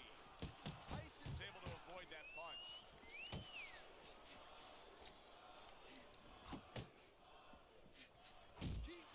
And now he's acting like a fighter. Coming back with the right hand after getting scored upon. Tyson's doing something that not everybody appreciates, but he is making his defense a major factor in this fight. Yeah, well, a lot of times people, you know, they only get it done on one end. What I mean about that is, you know, offensively they use the jab, they use aggression to set up the offense, but he uses defense to set up the offense. He has a double-edged sword.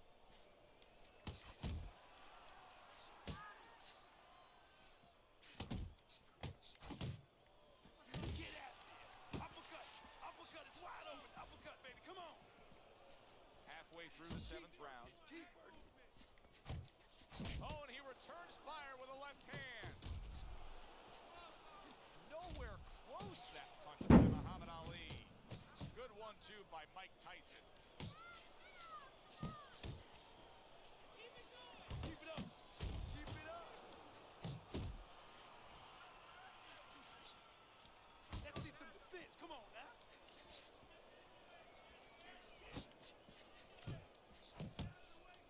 Scores well to the head with the right hand. Right. Come on, baby. If there was a baseball umpire around, he'd call that a strikeout by Muhammad Ali. Good 1-2 by Mike Tyson. Ali's got a little something coming back at him. A counter punch scored. Mike Tyson's doing a brilliant job with his head movements, employing top-notch defense right here, and it's frustrating his opponent. It is frustrating his opponent. His opponent needs to make an adjustment of thinking right now and understand what's there, not what's not there. We know that the head's not there, but what's there? The body. He needs to start going downstairs. That will freeze up some of that head movement. Little head hunting with the left. Good combination by Mike Tyson.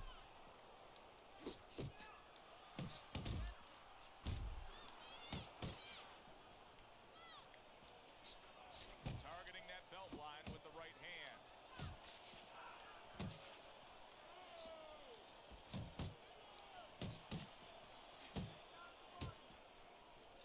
Stay away from those. Tyson's movement helped out there. He avoided that punch. Still not moving enough. Come on now, move. Get after it. Get out the way from those punches. Move your head. Move your head. Muhammad Ali is doing what every trainer wants to see their fighter do.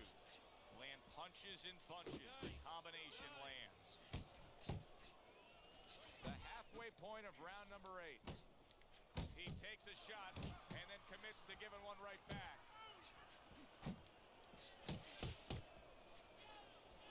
Stay away from the Mike Tyson's putting his punches together now. That's a nice combination. Good block by Muhammad Ali. Tyson's making for a very, very difficult night for his opponent. His opponent knew this was coming. He knew he was going to fight on the outside, but the jab is really doing damage. Well, his opponent knew this was coming. Why is he not blocking that jab or moving his head and getting away from it? Come on now. Oh, that's good stuff. Fires right back with one of his own. Good work by Muhammad Ali. Tyson's at his Ali's absorbing a left. Wow! Just put him down. Get the umbrellas out. It is raining punches here. Hey, might come out.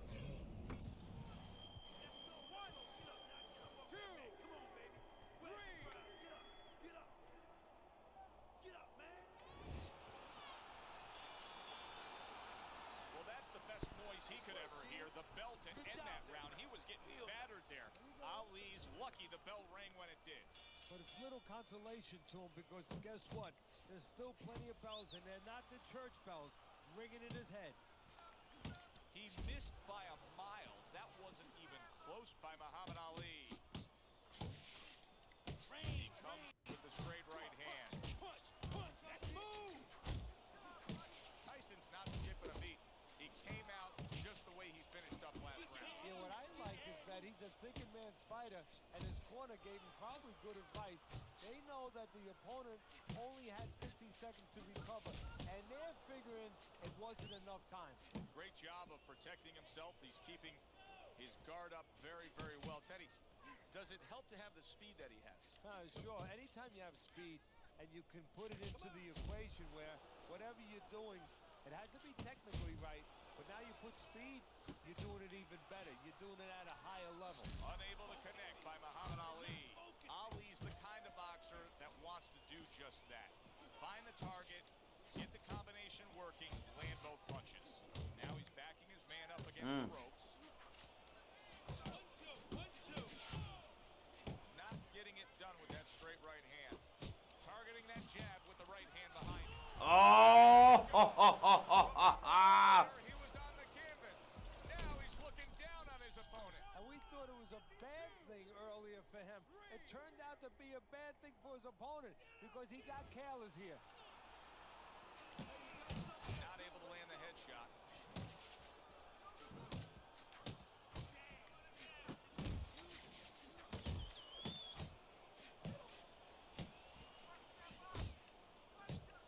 Very nice work to the head. The right hand landed.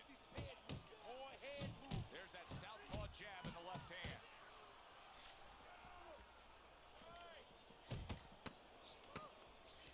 Good smooth work by Mike Tyson. Oh, that's gotta hurt.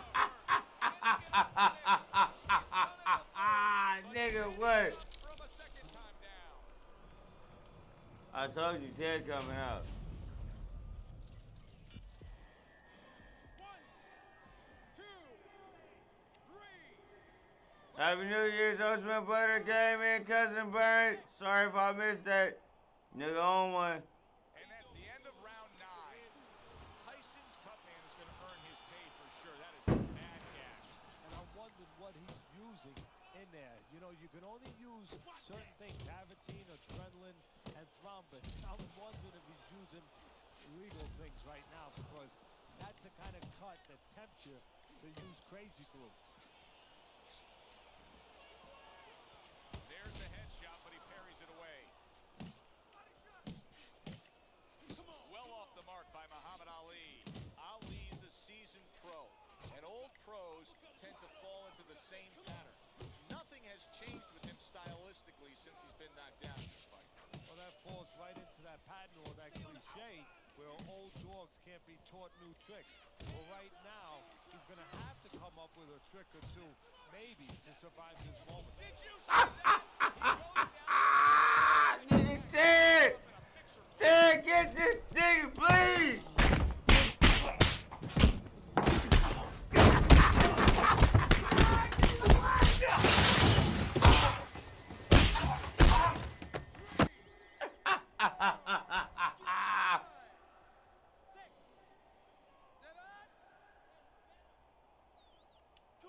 So Muhammad Ali makes that decision that a champion fights on.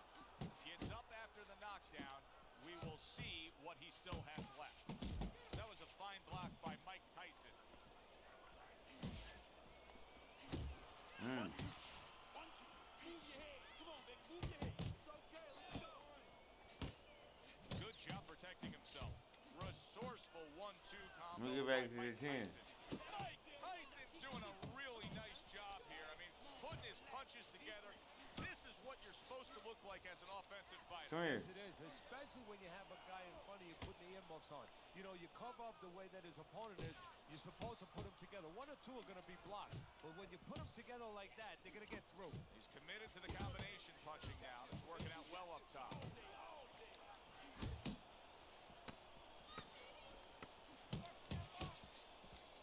Oh, and he's got something for him himself, and it's a left. Nigga, what? Long range, he's able to get his target he wanted. And when you have somebody throwing long punches, what you don't want to do is what he did.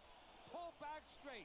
Completely one-sided fight, at least that's the way we saw it. Yeah, I mean, if you saw it any other way, you'd have to put a warning out the next time these judges judge a fight, kind of like on a pack of cigarettes. You know, this could be hazardous to your health. I mean, these guys could be hazardous to your career if they scored any other way. Here's the official decision. Tyson's work tonight was... Big!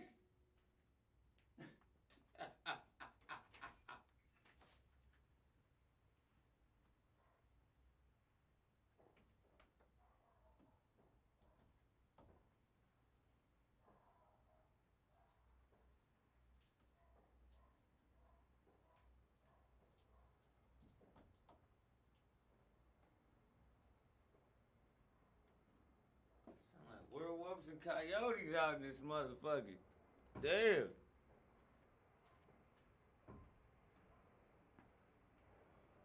Hey man, I love y'all. Appreciate everybody. I'm gonna do this I love and I appreciate all y'all, man. I appreciate everybody that support me. All my day ones. Love Dex Ryu. Appreciate Butter. Shout out Buckeye. All of my day ones, man. The list goes on. I love y'all. Happy New Year's, man. I appreciate y'all, man. No matter what. If it wasn't for y'all, I wouldn't be here. And I love that y'all put up with my bullshit. On the real. Like I said, Happy New Year's to all. Shout out to Dex, Butter, man. All my day ones, man. Appreciate you, Dex, man. Dex, Frontline, man. Appreciate y'all niggas, man. On the real. Shout out to Butter, man. Love you too, Butter. And I appreciate everybody else that just started following and coming into the channel. Or you gonna get some jokes up in this bitch. It's cold to the motherfucker, though. I ain't gonna front. I'm near the beach. Love y'all, man. I'm gone, man. I'm about to go watch the Twilight Zone, man. Happy New Year's to y'all, man. Love y'all, man. We'll be back on, shit, first thing in the morning. Tune in.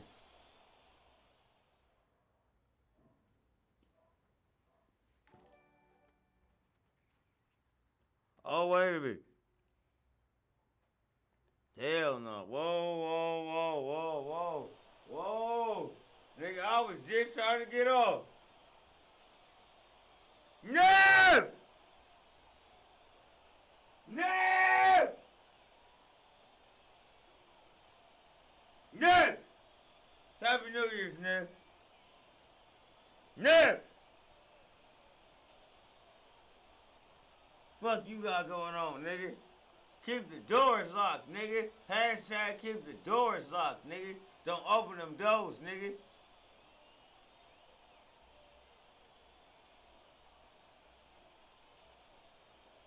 My nigga Nev. I love Nev. Nev a real nigga.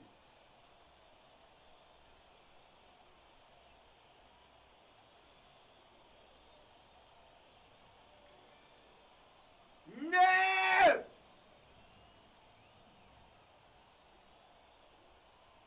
You already know. Man, I would run, man. Yeah, I gotta watch the Twilight Zone, though. You gotta watch the Twilight Zone. Niggas all loaded and shit, man. Happy New Year's to everybody. Nigga, we all loaded, faded. And if you are in the house, that's a good thing. But make sure you keep the fucking doors locked. Ask Neff, he'll tell you. Keep the motherfucking doors locked. Like I say, Defo Burn Gaming, nigga. I love all y'all niggas. Appreciate everybody. Appreciate everybody that show up in the building. Happy New Year's. You already know what to do. I'm gonna start asking niggas what their New Year's resolution is. Niggas gonna be capping like a motherfucker. What's niggas' New Year's resolution? What they gonna do? They gonna what? Oh, Truly with the light! My nigga Truly!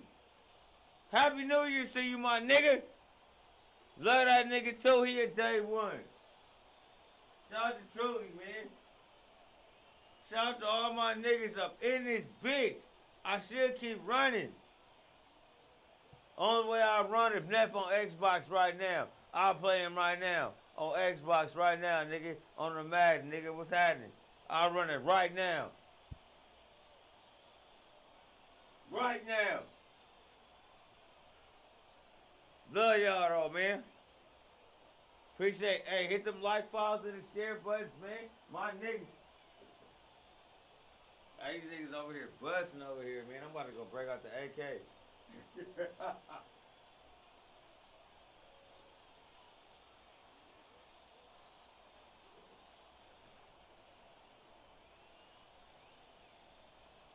Appreciate all y'all, man. What we doing? I'm on the Xbox. I'll switch to the 5. I'll switch to the 5.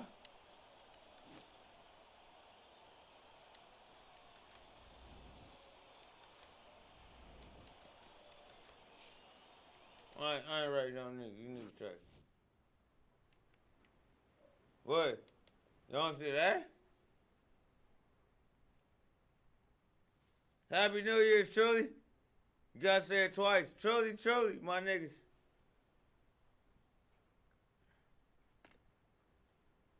I'm gonna drink the rest of my shit and chill. EA Sports, it's in the game. Look, I just gassed y'all niggas up right quick. Love y'all, man. Happy New Year.